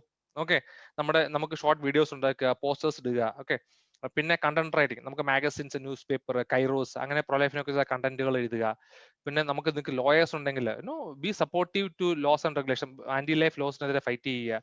ഇപ്പൊ നമുക്ക് crisis pregnancy support, pregnancy crisis, അത് കല്യാണത്തിന് മുമ്പ് പ്രഗ്നന്റ് ആയവര്, അങ്ങനെ പല കേസുകൾ വരും, അവരെയൊക്കെ നമ്മൾ സപ്പോർട്ട് ചെയ്യുക. നമുക്ക് അതിനുള്ള സെറ്റപ്പ് ഒക്കെ ഉണ്ട്. ഓക്കെ, നിങ്ങൾക്ക് നിങ്ങളുടെ പാരിഷ്, നിങ്ങളുടെ ജിസു സർക്കിൾസിലെ എക്സിബിഷൻസ്, പ്രൊലൈഫ് റിട്രീറ്റുകൾ, മാർച്ച് ഫോർ ലൈഫ്, പ്രൊലൈഫിനെതിരെയുള്ള ഒരു പ്രൊലൈഫിന്റെ മാർച്ച് നമ്മൾ സഭയോട് ചേർന്ന് ചെയ്യുക, പ്രൊലൈഫിന്റെ ക്യുസ് ചെയ്യുക, മാരത്തോൺ. ബാംഗ്ലൂർ ഞങ്ങൾ ചെയ്തതാണ്, ഞങ്ങളൊരു മാരത്തോൺ ചെയ്തു. ഒരു 5000 പേരോളം പ്രോലൈഫ് മാരത്തോൺ ചെയ്തു 2010. 5000 പേരോളം പങ്കെടുത്തു. മാരത്തോണിൽ ഒരു നല്ല പ്രൈസ് ഒക്കെ വെച്ചു. ആൾക്കാർക്ക് നമ്മൾ മാരത്തോൺ കേട്ട് അതിന്റെ പ്രൈസ് കേട്ട് ആൾക്കാർ വന്നു. പക്ഷെ നമ്മുടെ ഇന്റൻഷൻ എന്തായിരുന്നു? ആ മാരത്തോൺ ഇടുന്ന എല്ലാവർക്കും പ്രൊലൈഫിന്റെ മെസ്സേജ് പറഞ്ഞു കൊടുക്കണം. അത് നമ്മൾ ചെയ്യുകയും ചെയ്തു. അത് നമ്മൾ ധർമാരാം ബാംഗ്ലൂരിലെ അച്ഛന്മാരോട് ചെയ്തതാണ്. പിന്നെ ഔട്ട്റീച്ചസ്, നമ്മൾ ഹോസ്പിറ്റൽസ് അല്ലെങ്കിൽ ക്ലിനിക്സിൽ അവിടെയൊക്കെ പോയി പ്രൊലൈഫിന്റെ മെസ്സേജ് സ്പ്രെഡ് ചെയ്യുക. ഗൈനക്കോളജി ഡോക്ടേഴ്സിനെ കാണുക. ചിലരൊക്കെ നമ്മൾ തെറി പറഞ്ഞ് ഇറക്കി വിടും. കുഴപ്പമില്ല, സന്തോഷപൂർവ്വം ദൈവത്തിന്റെ പേരിൽ തെറിയായിട്ട് വരിക. ഓക്കെ, അതൊന്നും കുഴപ്പമില്ല, നമ്മൾ സന്തോഷത്തോടെ ചെയ്യുക. ഓക്കെ, പിന്നെ കൊളാജ് കോമ്പറ്റീഷൻസ്, പ്രൊലൈഫിന്റെ സ്കിറ്റ്, സോങ്സ്. ഓക്കെ, പിന്നെ നമുക്ക് പ്രെയർ കാർഡ്സ് ഉണ്ട്, ലീഫ്ലെറ്റ്സ് ഉണ്ട്. ഓക്കെ, ഇതിനെല്ലാം ഉപരി നിങ്ങളുടെ സോണിൽ ഒരു പറ്റുവാണെങ്കിൽ പ്രൊലൈഫിന്റെ ടീം ഫോം ചെയ്യുക. ഓക്കെ, അപ്പൊ ടീം ഈ കാര്യങ്ങളൊക്കെ കോർഡിനേറ്റ് ചെയ്യാൻ പറ്റുന്നതാണ്. ഓക്കെ, ഇത് നമ്മുടെ ചെയ്ത കുറച്ച് പരിപാടികൾ. അപ്പൊ നമ്മൾ റീസെന്റ് അഹൈവ എന്ന് പറഞ്ഞ ഒരു പ്രോലൈഫ് റിട്രീറ്റ് നമ്മൾ ഖത്തറിൽ ചെയ്തിരുന്നു. ഈ ഒരു 1-2 മാസത്തിനുള്ളിൽ തന്നെ ഓൾ കേരളയിൽ ഒരു പ്രൊലൈഫിന്റെ യൂത്ത് റിട്രീറ്റ് നടക്കും. മിക്കവാറും അത് പ്ലാൻ ചെയ്ത് വരുന്നുണ്ട്. നിങ്ങൾ അത് പറ്റുന്നോളം പങ്കെടുക്കുകയും അതിൽ ഫിൻഡോയും ഡോക്ടർ ഫിൻഡോ, അങ്ങനെ മാമൻ, അങ്ങനെ പ്രഗത്ഭരായ ആൾക്കാർ സംസാരിക്കുന്നതായിരിക്കും. നിങ്ങൾ അതിൽ പങ്കെടുക്കാൻ ശ്രമിക്കുക. ഇത് നമ്മുടെ ഒരു ഓൾ ഇന്ത്യ പ്രൊലൈഫ് ട്രെയിനിങ് എസ്റ്റ് ലൈഫ് നമ്മൾ 2019 ചെയ്തിരുന്നു, അങ്കമാലി വെച്ച് അടുക്കത്ത്. ഇപ്പോൾ ഇന്ത്യയിൽ മൊത്തമുള്ള 80-90 ആൾക്കാർ പങ്കെടുത്തു. വളരെ മനോഹരമായ പരിപാടി. അതിനുശേഷം ഇന്ത്യയിലും പലയിടത്തും പ്രൊലൈഫ് വളരെ ആക്റ്റീവായിട്ട് സ്പ്രെഡായി. ഇത് നമ്മൾ ജനുവരിയിൽ ആസ്പാക് എന്ന് പറഞ്ഞ ഒരു ഇന്റർനാഷണൽ കോൺഫറൻസ് ഹോസ്റ്റ് ചെയ്തിരുന്നു ഇരിഞ്ഞാലക്കുട ഡയസിസ് ആയിട്ട്. ഇത് നമുക്ക് ഇന്ത്യക്കുള്ളിലുള്ള ഹീലിംഗ് ദ കൾച്ചർ എന്ന് പറഞ്ഞ ഒരു കമിൽ പോളി എന്ന് പറഞ്ഞ അവരുമായിട്ട് നമുക്ക് നല്ല ടൈപ്പ് ഉണ്ട്. നമ്മളിങ്ങനെ ഇവരായിട്ടുള്ള ആൾക്കാരൊക്കെ ഒരുമിച്ച് പ്രൊലൈഫ് വേണ്ടി വർക്ക് ചെയ്യാറുണ്ട്. ഇതാണ് ഞാൻ പറഞ്ഞ പ്രൊലൈഫ് മാരത്തോൺ ബാംഗ്ലൂരിൽ ചേരുന്നത് 2010. അതിന്റെ കുറച്ച് പോസ്റ്റേഴ്സും പടങ്ങളൊക്കെയാണ്. ഇത് നമുക്ക് പ്രൊലൈഫിന്റെ ക്യൂസ് ചെയ്യുന്ന ഒരു ആപ്പാണ് കഹൂത്ത് എന്ന് പറഞ്ഞ്. അപ്പൊ നമ്മൾ പല ടെക്നിക്സും ടൂൾസും ഉപയോഗിക്കുക യൂത്തിനെ അട്രാക്ട് ചെയ്ത് ഈ ഒരു മേഖലയിൽ അവർക്ക് ബോധവൽക്കരണം ചെയ്യാൻ പറ്റുന്ന രീതിയിലുള്ള. ഇത് നമ്മുടെ പാംപ്ലെറ്റ്സ് ആണ്. ഈ കാണുന്ന മേളിൽ കാണുന്ന നമ്മുടെ പ്രൊലൈഫിന്റെ പാംപ്ലെറ്റ് ആണ്, ലീഫ്ലെറ്റ് എന്ന് പറയും. അതിൽ ഓരോ ടോപ്പിക്, അബോർഷൻ, ഹോമോസെക്ഷൽ, ഓരോതിനെ കുറിച്ച് QR കോഡ്സ് ഉണ്ട്. ആ QR കോഡ് നമ്മൾ ചെയ്ത് കഴിഞ്ഞാൽ നമുക്ക് അതിനെ സംബന്ധിച്ചുള്ള നല്ലൊരു പ്രൊലൈഫ് വീഡിയോയിലേക്ക് പോകും. താഴെ കാണുന്നത് ആർമി ഫോർ ലൈഫ്, അതായത് സ്പിരിച്വൽ അഡോപ്ഷൻ, അതായത് ഒരു കുഞ്ഞിനെ ദത്തെടുക്കുക. Jesus, Mary, Joseph, I love you very much. I beg you to spare the life of the unborn baby that is spiritually adopted who is in danger of abortion. ഈ പ്രാർത്ഥന നമ്മൾ ഒരു ദിവസം ഒരു പ്രാവശ്യം ചൊല്ലി 10 മാസം ചൊല്ലിയാണെങ്കിൽ ഒരു കുഞ്ഞിനെ നമ്മൾ അബോർഷനിൽ നിന്ന് രക്ഷിക്കുന്നതാണ് നമ്മുടെ വിശ്വാസം. ഇത് ബിഷപ്പ് ഫുൾട്ടൻ ജെ ഷീൻ, ഇപ്പം സെയിന്റ് ആം എന്ന വ്യക്തിയാണ്, അദ്ദേഹം പറഞ്ഞ പ്രയറാണ്. അപ്പൊ ഇങ്ങനത്തെ ഈ പ്രയർ നമുക്ക് മലയാളത്തിലുണ്ട്. നമ്മൾ സാധാരണ നമ്മുടെ കൂട്ടത്തിലുള്ള ആൾക്കാർക്ക് 10 പിള്ളേരെ ദത്തെടുക്കും, ആത്മീയമായ ദത്തെടുക്കൽ. ഈ പ്രാർത്ഥന ദിവസം 10 പ്രാവശ്യം ചൊല്ലുക. ഒരു മിനിറ്റ് എടുക്കത്തുള്ളൂ. 10 മാസം നമ്മൾ ചൊല്ലുമ്പോഴത്തേക്ക് 10 കുഞ്ഞുങ്ങൾ അബോർഷൻ രക്ഷിക്കപ്പെട്ടു എന്നാണ് നമ്മുടെ വിശ്വാസം.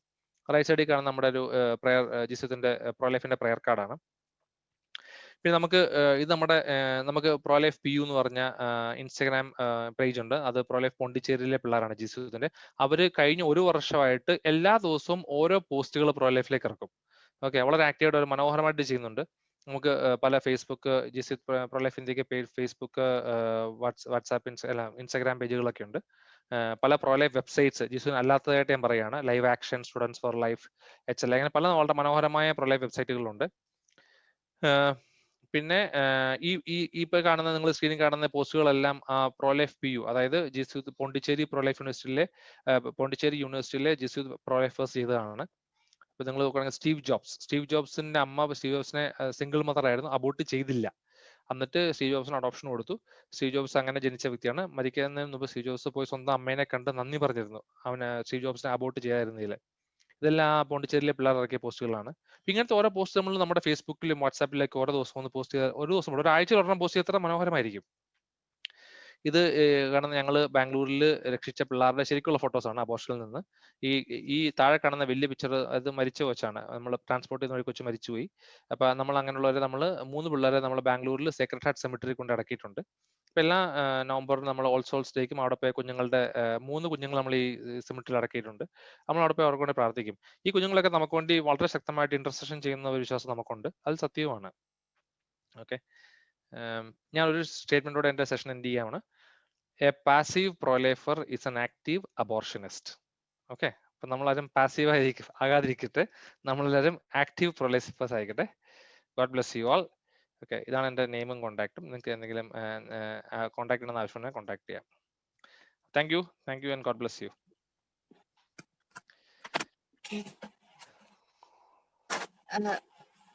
താങ്ക് യു ചേട്ടാ. ഈ സമയത്ത് നമ്മളുടെ നേരത്തെ നമ്മൾ കളക്ട് ചെയ്തിരുന്ന കുറെ ഡൗട്ട്സ് ഒക്കെ ഉണ്ടായിരുന്നു. അതുപോലെ ഇപ്പൊ നമ്മളുടെ ചാറ്റിൽ കുറച്ച് ഡൗട്ട്സ് ഒക്കെ വന്നിട്ടുണ്ട്. ഈ ഡൗട്ട് ഒക്കെ ഒന്ന് ക്ലിയർ ചെയ്യാൻ വേണ്ടിയിട്ടാണ് ഇനിയുള്ള സമയങ്ങൾ നമ്മൾ ഉപയോഗിക്കുന്നത്. അപ്പോൾ നമ്മളുടെ സ്നേഹ നമ്മുടെ കൂടെ ഉണ്ട്. സ്നേഹ, ഹലോ, കേൾക്കാവോ? പറഞ്ഞോ. ഓക്കെ, അപ്പോൾ ആദ്യമായിട്ട് തന്നെ ദിനോചേട്ടൻ്റെ അടുത്ത കുറെ കാര്യങ്ങളിലൂടെ തന്നെ കുറച്ച് സംശയങ്ങൾ പോയി ദൂരീകരിക്കപ്പെട്ടിട്ടുണ്ട്. അപ്പം ചാറ്റിൽ വന്ന ഒരു മെയിനായിട്ട് സംശയത്തിൽ തന്നെ തുടങ്ങുകയാണ്. അതായത് നമ്മുടെ ഈ ഹ്യൂമനെ വിറ്റ് എന്നുള്ള ഒരു പുസ്തകത്തിന്റെ കാര്യമൊക്കെ പറഞ്ഞിരുന്നു, അല്ലെങ്കിൽ ആ ഒരു ലേഖനത്തെ കുറിച്ചൊക്കെ പറഞ്ഞിരുന്നു. അപ്പം അത് വരുന്നതിന് മുമ്പ് തന്നെ നമ്മുടെ സൊസൈറ്റിയിൽ ഈ കോൺട്രാസെപ്ഷൻ മെത്തേഡുകളൊക്കെ ഉപയോഗിച്ചിരുന്നു. അപ്പം കത്തോലിക്ക സഭ അല്ലെങ്കിൽ ഈ ഒരു ജീസസ് യൂത്തിലേക്ക് വന്ന ശേഷമാണ് ഈ ഒരു കത്തോലിക്ക സഭയുടെ ഈ ഒരു ടീച്ചിങ്സിനെ കുറിച്ചൊക്കെ അറിഞ്ഞത്. ശരിക്കും കത്തോലിക്കരായിട്ടുള്ള എത്ര പേര് ഇതിനെ കുറിച്ചൊക്കെ അറിയുന്നുണ്ട്, അല്ലെങ്കിൽ ഇത് കൂടുതൽ പേരിലേക്ക് എത്തിക്കാനായിട്ട് നമുക്ക് എന്തൊക്കെ ചെയ്യാൻ പറ്റും എന്നുള്ളൊരു സംശയം വന്നിട്ടുണ്ട്. അതിനെ കുറിച്ചൊന്ന് പറയാമോ? കത്തോലിക്ക സഭ ഒരിക്കലും കോൺട്രാസെപ്ഷൻ ഒരു കാലത്ത് അനുവദിച്ചിട്ടില്ല, ഇനി അനുവദിക്കാൻ പോകുന്നുമില്ല. ഓക്കെ, അതൊരു കാര്യം. പിന്നെ പറഞ്ഞത് ശരിയാണ്, നമ്മുടെ കത്തോലിക്ക സഭയിൽ പലർക്കും ഇതിനെക്കുറിച്ച് ബോധവൽക്കരണം ഇല്ല. അപ്പം അത് സത്യം പറഞ്ഞാൽ നമ്മുടെ കാറ്റക്കിസം അല്ലെങ്കിൽ നമ്മളും സജസ്റ്റ് ചെയ്തിട്ടുള്ളതാണ് ചർച്ചിനോട്. അതായത് ഈ നമ്മുടെ യൂത്ത് 12ാം ക്ലാസ് കാറ്റക്കിസം കഴിഞ്ഞിട്ട് പിന്നെ അവർ മാൻഡേറ്ററി ആയിട്ടുള്ള ഒരു ട്രെയിനിങ് വരുന്നത് പ്രീ ക്യാനക്കാണ്. അപ്പോൾ പ്രീ ക്യാനുകളിൽ ഡെഫിനറ്റ്ലി ഇത് കവർ ചെയ്യും. നിങ്ങൾ കല്യാണത്തിന് മുമ്പ് പ്രീ ക്യാനക്ക് വരും. പ്രീ ക്യാന കൂടാതെ നിങ്ങൾക്ക് ഇന്ത്യയിൽ കല്യാണം കഴിക്കാൻ പറ്റില്ല. ഓക്കെ, അപ്പം പ്രീ ക്യാനക്കകത്ത് ഉറപ്പായിട്ടും ഇത് അവർ പറയും, കോൺട്രാസെപ്ഷൻ പറയേണ്ടതാണ് ഐഡിയലി. ഓക്കെ, പക്ഷേ അവിടെയും പ്രശ്നം എന്താണെന്ന് വെച്ചാൽ ഈ നിങ്ങൾ ജിസൂത്തിലൊക്കെ ആയതുകൊണ്ട് നിങ്ങൾ ഭാഗ്യവാന്മാരാണ്, കുഴപ്പമില്ല. പക്ഷെ ജിസൂത്തൊന്നും ഇല്ലാത്തവർക്ക് ഈ പ്രീ ക്യാനക്ക് വരുമ്പോൾ അവർക്ക് ഷോക്കായിരിക്കും. കാരണം അവർ ഈ കോൺട്രാസെപ്ഷനൊക്കെ ഉപയോഗിച്ച് 2 വർഷമൊക്കെ അടിച്ചു പൊളിച്ചിട്ട് 3ാം വർഷമൊക്കെ കൊച്ചിനോടൊന്ന് ആഗ്രഹിച്ചു വരുന്നവരാണ് പലരും. അപ്പൊ അവരോട് നമ്മൾ പോയിട്ട് ഈ കോൺട്രാസെപ്ഷൻ തെറ്റാണ്, മാർഗം അവർക്ക് ഭയങ്കര ബുദ്ധിമുട്ടാണ്. അപ്പൊ അവർ പറഞ്ഞിട്ടുണ്ട്, എന്തേ ഇതൊന്നും ഞങ്ങളോട് ഇതുവരെ ആരും പറഞ്ഞില്ല. സത്യമാണ്. അപ്പം എൻ്റെ ഒരു ആഗ്രഹം എന്ന് പറഞ്ഞത്, ഇപ്പൊ നമുക്കൊന്നും ചെയ്യാൻ പറ്റില്ല, പക്ഷെ നമ്മുടെ റിക്വസ്റ്റ് തന്നെ ചർച്ച് ഒരു വർഷത്തിൽ ഒരിക്കലെങ്കിലും, ഫോർ എക്സാമ്പിൾ നമ്മൾ യൂത്ത് ആയിട്ടിരിക്കുമ്പോൾ നമ്മൾ എവിടെയാണെങ്കിലും നമ്മൾ അവിടുത്തെ ഡയസിസിലെ പാരിഷിനോട് നമ്മൾ അംഗത്വമുള്ളവരായിരിക്കണം. അതാണ് ചർച്ചിന്റെ റൂള്. അപ്പം ഇപ്പൊ എല്ലാ ഡയസിസുകളും ചർച്ച് അങ്ങനെ ഒരു വർഷത്തിൽ മാൻഡേറ്ററി ആയിട്ടുള്ള ഒരു ട്രെയിനിങ് യൂത്ത് അറ്റൻഡ് ചെയ്യണം എന്ന് പറഞ്ഞ് അങ്ങനത്തെ ഒരു ഓറിയന്റേഷൻ കൊടുക്കേണ്ടതാണ് ഐഡിയലി എന്നാണ് എൻ്റെ ആഗ്രഹവും പ്രാർത്ഥനയും. ഓക്കെ, അതിപ്പോ നമ്മുടെ സൈഡിൽ നിന്ന് നമുക്ക് എന്തെങ്കിലും ഞാൻ ചർച്ചിനോട് നമ്മൾ റിക്വസ്റ്റ് ചെയ്തിട്ടുണ്ട്, പക്ഷെ അത് ഇംപ്ലിമെന്റ് ചെയ്യാൻ പഴകി ഇതുവരെ നടന്നിട്ടില്ല. അത് വരാൻ വേണ്ടി പ്രാർത്ഥിക്കാന്നേ പറയാൻ പറ്റത്തുള്ളൂ. പക്ഷെ അല്ലെങ്കിൽ പ്രീ ക്യാന കോഴ്സുകളിൽ ഇത് കവർ ചെയ്യും സാധാരണ. ആ സമയത്ത് നമുക്ക് ഇതിനെക്കുറിച്ചുള്ള അറിവ് ലഭിക്കേണ്ടതാണ്. ഓക്കെ, അടുത്ത ഇത് ക്ലിയർ ആണെന്ന് വിശ്വസിക്കുന്നു. അടുത്ത ചോദ്യത്തിലേക്ക് പോവാം. ഞാൻ പറഞ്ഞ കേട്ടോ? സ്റ്റക്കായോ? ഹലോ, കേൾക്കാൻ ചേട്ടാ, കുഴപ്പമില്ല. ഓക്കെ, എനിക്കൊന്ന് സ്നേഹ സ്റ്റക്കായെന്ന് തോന്നുന്നു. സ്നേഹ പോയി, ഡിസ്കണക്റ്റഡ് ആയി. ഓക്കെ, അടുത്ത ചോദ്യം നിങ്ങൾക്ക് വേറെ ആരുടെങ്കിലും ഉണ്ടോ? ജോഗേഷ് ചേട്ടാ. ഉണ്ടായിരുന്നു ചേട്ടാ, ഇപ്പൊ തന്നെ ഞാൻ പറയാവേ. അതിനിടയ്ക്ക് എനിക്ക് കാണാൻ തോന്നിട്ട് ചോദ്യങ്ങൾ ഞാൻ പറയാം. ഓക്കെ ഓക്കെ, ട്രൂ ലവിന്റെ ഏറ്റവും അങ്ങേയറ്റം എക്സ്പ്രഷൻ അല്ലേ സെക്സ്? അതെ, ട്രൂ ലവിന്റെ ഒരു എക്സ്പ്രഷൻ ആണ് സെക്സ്, ഡെഫിനറ്റ്ലി. അത് തീർച്ചയായിട്ടും, അതിലൊരു തെറ്റുമില്ല. അത് വിവാഹത്തിനുള്ളിലായിരിക്കണമെന്നേ ഉള്ളൂ, അല്ലെങ്കിൽ ഇത് ട്രൂ ലവ് അല്ല. ഓക്കെ, ഞാൻ പറഞ്ഞല്ലോ, ലവ് എന്ന് പറയുന്നത് മറ്റൊരു വ്യക്തിയുടെ നന്മയെ കാക്ഷിക്കുന്നതാണ്. ഒരു രീതിയിലും വിവാഹത്തിന് മുമ്പ് ഇത് ചെയ്തിട്ട് ട്രൂ ലവ് നമുക്ക് പറയാൻ ഉറപ്പായിട്ടും പറ്റത്തില്ല. കാരണം ഈ ട്രൂ സെക്സ് ചെയ്യുന്ന ഞാൻ നാളെ ജീവിച്ചിരിക്കുമെന്ന് എനിക്ക് പോലും അറിയത്തില്ല, അല്ല ആ പെണ്ണ് ജീവിച്ചത് എനിക്കറിയത്തില്ല. ഓക്കെ, അതുകൊണ്ട് നമ്മൾ എന്ത് ഉറപ്പിലാണ് ട്രൂ ലവ് എന്ന് പറഞ്ഞ സെക്സ് ചെയ്യുന്ന കല്യാണത്തിന് മുമ്പ്? ഉറപ്പില്ലാത്ത കാര്യമാണ്. ഓക്കെ, അപ്പോൾ നമുക്ക് ഉറപ്പായിട്ടും, അത് മാത്രമല്ല അതിൽ നമ്മൾ സെക്സ് ചെയ്യുമ്പോഴത്തേക്ക് നമുക്ക് അതിനകത്ത് ഫൈനാൻഷ്യൽ കമ്മിറ്റ്മെന്റ് വേണം. പ്രഗ്നന്റ് ആയി എന്ത് ചെയ്യും? ഓക്കെ, പിന്നെ ഫിസിക്കൽ കമ്മിറ്റ്മെന്റ്, അതൊന്നും നമുക്ക് സെക്സ് ബിഫോർ മാരേജ് ചെയ്യാൻ പറ്റില്ല. അപ്പൊ അതുകൊണ്ട് തന്നെ നമ്മൾ സെക്സ് എന്ന് പറയുന്നത് അത് ഡെഫിനറ്റ്ലി ട്രൂ ലവിന്റെ ഒരു നല്ല ഗ്രേറ്റ് എക്സ്പ്രഷൻ ഓഫ് ലവ് ആണ്, തീർച്ചയായിട്ടും. പക്ഷെ അത് വിവാഹത്തിനുള്ളിൽ പറഞ്ഞ പോലെ free, fruitful, faithful and totally നമ്മൾ ചെയ്യേണ്ടതാണ്.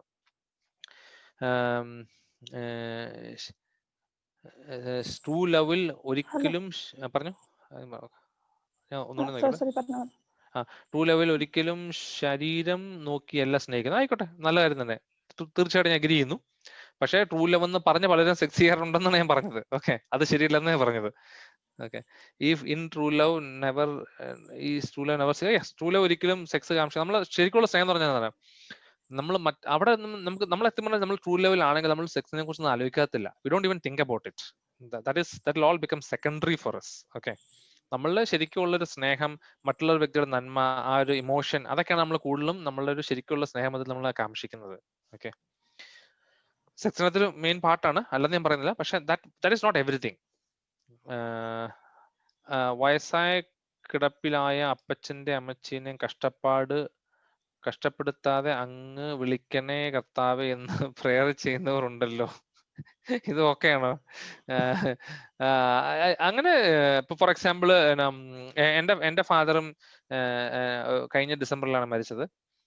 അപ്പൊ പപ്പയുടെ ഒരു അവസാന കാലഘട്ടത്തിൽ ഭയങ്കര ഡിഫിക്കൽട്ട് ആയിരുന്നു. അപ്പൊ ഓർമ്മയില്ലായിരുന്നു.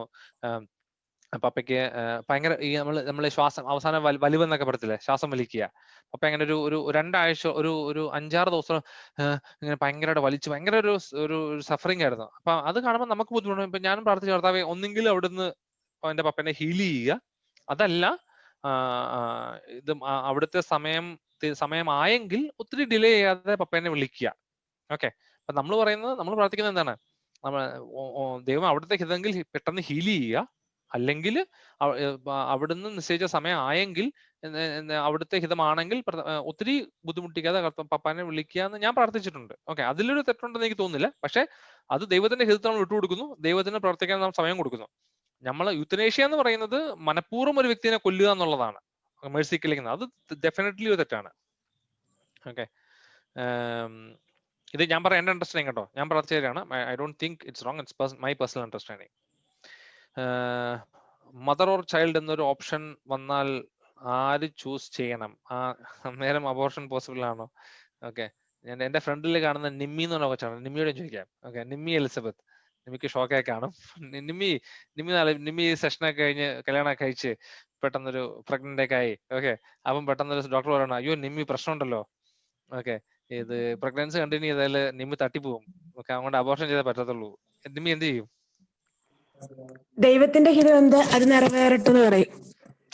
അതൊക്കെ ഓക്കെ, സമ്മതിച്ചു, അതൊന്നും പ്രശ്നമില്ല. ചോയ്സ് ഒന്നെങ്കിൽ കണ്ടിന്യൂ ചെയ്യുക, അല്ലെങ്കിൽ അല്ലാതെ കണ്ടിന്യൂ ചെയ്യും. ഓക്കെ, അപ്പൊ നിമ്മി മരിച്ചു പോകും, കുഴപ്പമില്ല. ഇല്ല. ഓക്കെ, അപ്പൊ നമുക്ക് വിശുദ്ധയായ നിമ്മീനെ പെട്ടെന്ന് പ്രഖ്യാപിക്കാൻ പറ്റുന്നതാണ്.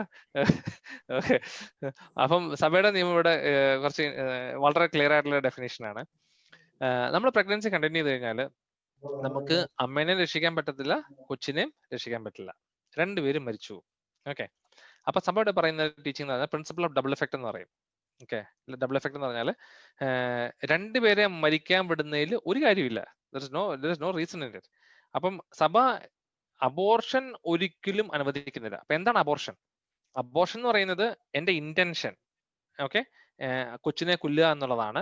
ഞാൻ ചെയ്യുന്ന പ്രവൃത്തി അതിൽ തന്നെ കൊച്ചിനെ കൊല്ലുന്നു, അതാണ് അബോർഷൻ. പക്ഷെ ഈ ഒരു സാഹചര്യത്തിൽ ഡോക്ടേഴ്സ് പറയുന്നത്, സഭ പഠിപ്പിക്കുന്നത്, you can end the pregnancy end ചെയ്യാം. അപ്പൊ എന്റെ ഇന്റൻഷൻ കൊച്ചിനെ കൊല്ലുക എന്നുള്ളതല്ല, ഞാൻ ചെയ്യുന്ന പ്രവൃത്തി അതിൽ തന്നെ കൊച്ചിനെ കൊല്ലുന്നില്ല. ഫോർ എക്സാമ്പിൾ പറയുകയാണെങ്കിൽ എക്ടോപിക് പ്രഗ്നൻസി അല്ലെങ്കിൽ ട്യൂബൽ പ്രഗ്നൻസി എന്ന് പറയും. കൊച്ചു ട്യൂബിനകത്ത് ഇംപ്ലാന്റ് ആണ്, ഫലോപ്പിൻ ട്യൂബിൽ ഇംപ്ലാന്റ് ആയ കൊച്ചിനെ ഒരിക്കലും നമുക്ക് യൂട്രസിലേക്ക് പുഷ് ചെയ്യാൻ പറ്റത്തില്ല. അവിടെ വളർന്നു കഴിഞ്ഞാൽ ഫലോപ്പിൻ ട്യൂബ് റപ്ചറാവും, അമ്മയും മരിക്കും, കൊച്ചും മരിക്കും. Doctor is allowed to cut the fallopian tube. Fallopian ട്യൂബിനകത്തുള്ള കുഞ്ഞിനെ വെളിയിൽ കൊണ്ടുവന്ന് രക്ഷിക്കാനുള്ള ടെക്നോളജി ഒന്നും ഇന്ന് നമുക്ക് അവൈലബിൾ അല്ല. പക്ഷെ അങ്ങനെ ടെക്നോളജി ഉണ്ടെങ്കിൽ ആ കുഞ്ഞിനെ നമ്മൾ വെളിയിലെടുത്ത് ആ ടെക്നോളജി ഉപയോഗിച്ച് രക്ഷിക്കാൻ ട്രൈ ചെയ്യേണ്ടതാണ്. അപ്പം ഈവൻ പ്രീ എക്ലാംസ് അല്ലെങ്കിൽ ഹൈ ബി പി വന്ന സ്റ്റേജ് നമ്മൾ അമ്മ മരിക്കാൻ ചാൻസ് ഉണ്ടെങ്കിൽ ഡോക്ടർക്ക് പ്രഗ്നൻസി എൻഡ് ചെയ്യാം. എൻഡ് ചെയ്തപ്പോൾ യൂഷ്വലി പ്രീ എക്ലാംസ് വരുന്ന ഒരു 4-5 months 6 months ഒക്കെ ആയിരിക്കും. 6 months എന്നൊക്കെ പറഞ്ഞു കഴിഞ്ഞാൽ കൊച്ചിനെ രക്ഷിക്കാൻ പറ്റുന്ന ഒരു നല്ല നിയോനാറ്റൽ ICU ഫെസിലിറ്റി ഉണ്ടെങ്കിൽ രക്ഷിക്കാൻ പറ്റുന്ന ഒരു സ്റ്റേജിലേക്ക് വന്നു കഴിഞ്ഞു. ആ കൊച്ചിനെ നമ്മൾ പ്രഗ്നൻസി എൻഡ് ചെയ്ത് NICUവിൽ കൊണ്ടുപോയി ആ കുഞ്ഞിനെ രക്ഷിക്കാൻ എല്ലാം ട്രൈ ചെയ്യേണ്ടതാണ്. അപ്പൊ ഇതാണ് സഭ പഠിപ്പിക്കുന്നത്. അപ്പം സഭ ഒരിക്കലും പ്രഗ്നൻസി കണ്ടിന്യൂ അമ്മ മരിക്കണം, രണ്ടുപേരും മരിക്കണം എന്ന് പറയുന്നില്ല. പ്രഗ്നൻസി എൻഡ് ചെയ്യുക, not with intention of killing the child, and the act should not directly kill the child. ആ കൊച്ചിനെ റിമൂവ് ചെയ്ത് കൊടുക്കേണ്ട കെയർ കൊടുത്ത് അതിനുശേഷം കൊച്ചു മരിക്കുകയാണെങ്കിൽ it is not considered as an abortion, it is considered as a treatment to save the mother. Okay Nimmi, അപ്പൊ safe ആട്ടോ, don't worry. Okay okay Jokesh, ബാക്കി ഒന്ന് ചോദിച്ചു. സ്നേഹം ഉണ്ടോ? അപ്പോൾ അടുത്തായിട്ട് ചെറിയൊരു ചോദ്യം നടന്നത്, നമ്മുടെ ലൈഫ് ഇപ്പം ഒരു ഹ്യൂമൻ ബീയിങ്ങിന് എന്തെങ്കിലും ആപത്ത് വന്നാൽ അല്ലെങ്കിൽ ആപത്ത് ഉണ്ടാക്കിയാൽ അതിനെതിരെ നിയമങ്ങളുണ്ട്. പക്ഷെ അപ്പം നമ്മുടെ വയറ്റിൽ ഉണ്ടാകുന്ന ഒരു കുഞ്ഞും ഒരു ജീവനാണ്. അപ്പം അതിനെതിരെയുള്ള അതിക്രമങ്ങൾക്കെതിരെ എന്തൊക്കെ നിയമ സാധ്യതകളുണ്ട്, അല്ലെങ്കിൽ അതിനെക്കുറിച്ച് എന്താണ് പറയാനുള്ളത്? ഇന്ത്യയിൽ നമ്മൾ പറയുകയാണെങ്കിൽ ആദ്യം മുതൽക്കേ ആ നിയമം ഉണ്ടായിരുന്നു. ഇപ്പൊ അബോർഷൻ എന്ന് പറഞ്ഞ ലോ ഒക്കെ വന്നത് വളരെ റീസെന്റ് ആയിട്ടാണ്. എത്രയാണ് ഇന്ത്യയിൽ വന്ന് 1975 അത് ഈ മാർഗരറ്റ് സാങ്കർ എന്ന് പറഞ്ഞ ലേഡിയാണ് അമേരിക്കയിലെ. പുള്ളിക്കാരത്താണ് ഈ പ്രശ്നം മൊത്തം ഉണ്ടാക്കിയത്. പുള്ളിക്കാരത്ത് അവിടുന്ന് ഇങ്ങോട്ട് കയറി വന്നു, ഇവിടുന്ന് നമ്മുടെ ഇന്ദിരാഗാന്ധിനെ കൺവിൻസ് ചെയ്തു, ഇന്ദിരാഗാന്ധി ആ നിയമം പാസ്സാക്കി. അതാണ് സംഭവിച്ചത്. അവിടെ അമേരിക്കയിലെ PPF, പ്ലാൻ പേരന്റ്ഹുഡ് ഫെഡറേഷൻ എന്ന് പറഞ്ഞാണ് ഏറ്റവും largest abortion providers in the world. അതിന്റെ ഫൗണ്ടറാണ് മാർഗരറ്റ് സാങ്കർ. ഓക്കെ, അപ്പം ഈ അതിനു മുമ്പ് വരെ എല്ലാ രാജ്യങ്ങളിലും തന്നെ അബോർഷൻ നിയമവിരുദ്ധമായിരുന്നു. ഓക്കെ, അപ്പൊ അതിൽ നിന്ന് ഒരു തിന്മ കയറി കളിച്ചു. പല കൺട്രീസിലും അത് അബോർഷൻ ലീഗലാക്കി. അതിപ്പം ഇന്ത്യയിൽ ഇപ്പം 24 ആഴ്ച വരെ, 20 ആഴ്ച വരെയാണ്. ഇപ്പം 24 ആഴ്ചയിലേക്ക് മാറ്റാനുള്ള ഒരു കളിയൊക്കെ നടക്കുന്നുണ്ട്. അമേരിക്കയിൽ ടിൽ ബർത്ത് വരെ അല്ലെങ്കിൽ ഒരു നല്ല സമയം വരെ അബോർഷൻ ചെയ്യുന്നതാണ്. മുസ്ലിം കൺട്രീസിൽ, അതായത് നമ്മുടെ സൗദി, UAE, ദുബായ്, അവിടെയൊക്കെ അബോർഷൻ ഇല്ലീഗലാണ്, ചെയ്യാൻ പറ്റത്തില്ല. ഓക്കെ, അപ്പം ഇതൊക്കെയാണ് പല കൺട്രികളുടെ നിയമങ്ങൾ. അപ്പൊ നമ്മളും ഇപ്പൊ അമേരിക്കയിൽ നോക്കുവാണെങ്കിൽ നിങ്ങൾ അവിടെ ഭയങ്കര സ്ട്രോങ് ആണ് പ്രോ ലൈഫേഴ്സ് എന്ന് പറഞ്ഞാൽ. ഓക്കെ, അമേരിക്കയുടെ ആ എൻ്റയർ കൺട്രി തന്നെ രണ്ടായിട്ട് ഡിവൈഡ് ചെയ്തിരിക്കുകയാണ്, പ്രോ ലൈഫും പ്രോ ചോയ്സും. ഓക്കെ, അവിടുത്തെ പൊളിറ്റിക്കൽ പ്രസിഡന്റിനെ തീരുമാനിക്കുന്നത് പോലും ഈ ഒരൊറ്റ കാര്യത്തിന്റെ പേരിലാണ്, പ്രോ ലൈഫ് ആണോ പ്രോ ചോയ്സ് എന്നുള്ള പേരിലാണ് അവിടുത്തെ പ്രസിഡന്റിനെ തീരുമാനിക്കുന്നത്. ഇന്ത്യയിൽ ഒന്നും അത് ആൾക്കാർ കേട്ടിട്ട് പോലും കാണുന്നില്ല, ഏത് പ്രോ ലൈഫ് എന്നൊക്കെ ആൾക്കാർ പറയും. ഓക്കെ, അപ്പൊ നമ്മൾ അതിനെക്കുറിച്ച് നമ്മൾ വേണേലും ബോധവൽക്കരിക്കാനാണ്. നമ്മളൊരു മാർച്ച് റാലിയൊക്കെ ചെയ്ത് ഇങ്ങനൊരു സംഭവം ഉണ്ട്, അബോർഷൻ തെറ്റാണെന്ന് പറഞ്ഞ് നമ്മൾ കൊടിയൊക്കെ പിടിച്ച് സന്തോഷപൂർവ്വം സ്നേഹത്തോടെ നടക്കണം. ഓക്കെ, റാലിയൊക്കെ ചെയ്ത് അതിന് മാർച്ച് ഫോർ ലൈഫ് എന്ന് പറയും. ഇതൊക്കെ വെളിനാട്ടിലൊക്കെ ഉള്ള കാര്യങ്ങളാണ്. അപ്പം നമ്മള്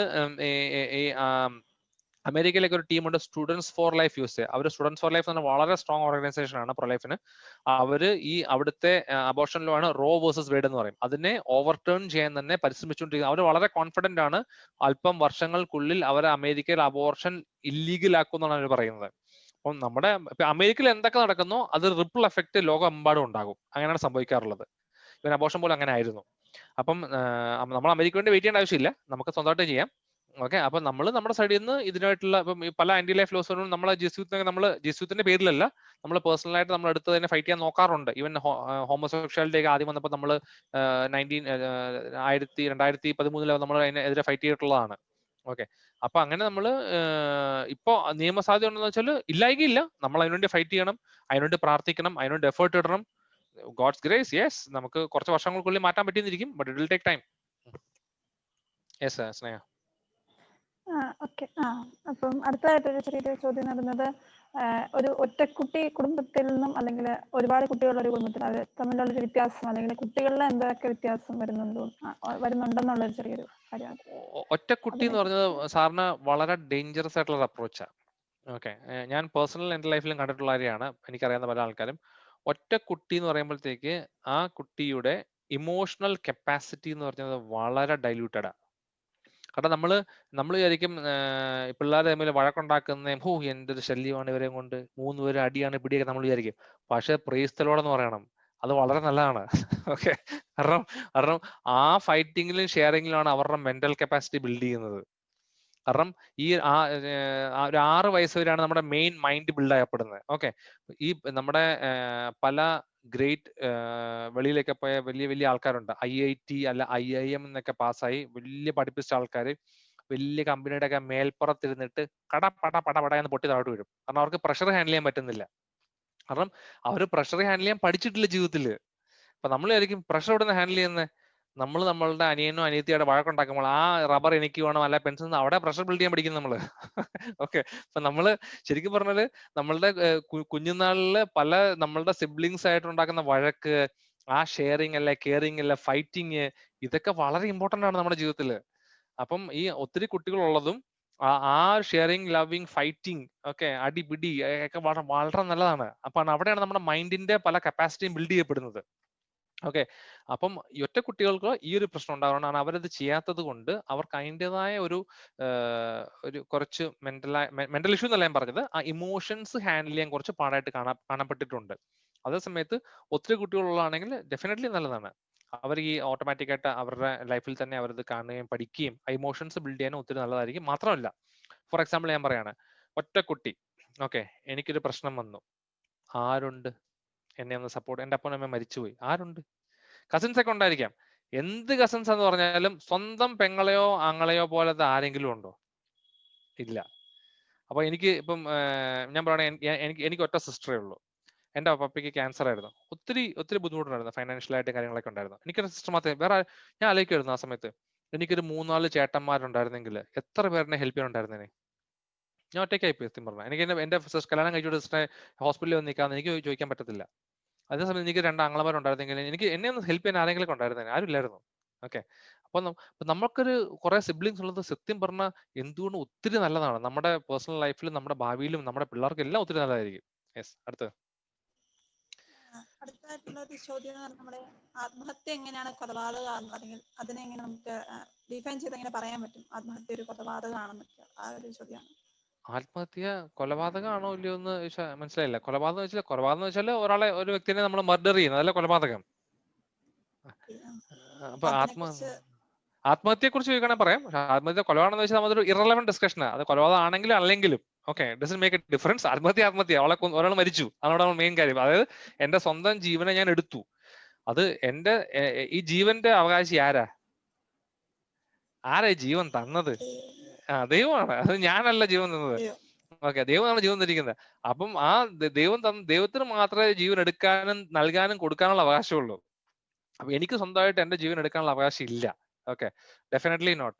അത് തെറ്റായ ഒരു അണ്ടർസ്റ്റാൻഡിങ് ആണ്. അപ്പം ഡെഫിനറ്റ്ലി അത് തെറ്റാണ്. കാരണം എന്റെ ജീവൻ അപ്പൊ നമ്മൾ പലപ്പോഴും വിചാരിക്കുന്നുണ്ടാവും, എനിക്ക് ഇതുപോലെ ഫാമിലി ഇഷ്യൂസ് ആണ്, എനിക്ക് ഫൈനാൻഷ്യൽ ക്രൈസിസ് ആണ്, എനിക്ക് ജീവിച്ചിട്ട് കാര്യമില്ല, അല്ലെങ്കിൽ ഞാൻ 10 വർഷം സ്നേഹിച്ച് എല്ലാം കഴിഞ്ഞ വ്യക്തിയെ ഇട്ടിട്ട് പോയി ഇനിയിപ്പോ എന്തിനാ ജീവിക്കുന്നതൊക്കെ തോന്നുന്നുണ്ടാവും. അയ്യോ, ഞാൻ പറയും മക്കളെ, നിങ്ങളൊന്ന് യൂറോപ്പിലേക്കൊക്കെ പോകണം, അവിടെ 10-20 വർഷം ഒന്നും പ്രശ്നമല്ല അത്. ഓക്കെ, ഞാൻ നല്ല രീതിയിൽ പറഞ്ഞതല്ല, ഞാനത് മോശമായിട്ട് പ്രൊമോട്ട് ചെയ്യാൻ പറഞ്ഞതല്ല. പക്ഷെ നിങ്ങൾ മനസ്സിലാക്കണം, നമ്മളുടെ ജീവിതത്തിൽ എന്ത് പ്രശ്നം ഉണ്ടായിക്കോട്ടെ, നമ്മളെ കാത്തലിക്സ് ആണ് അല്ലെ ക്രിസ്ത്യൻസ് ആണ്, നമുക്കൊരു ദൈവമുണ്ട്.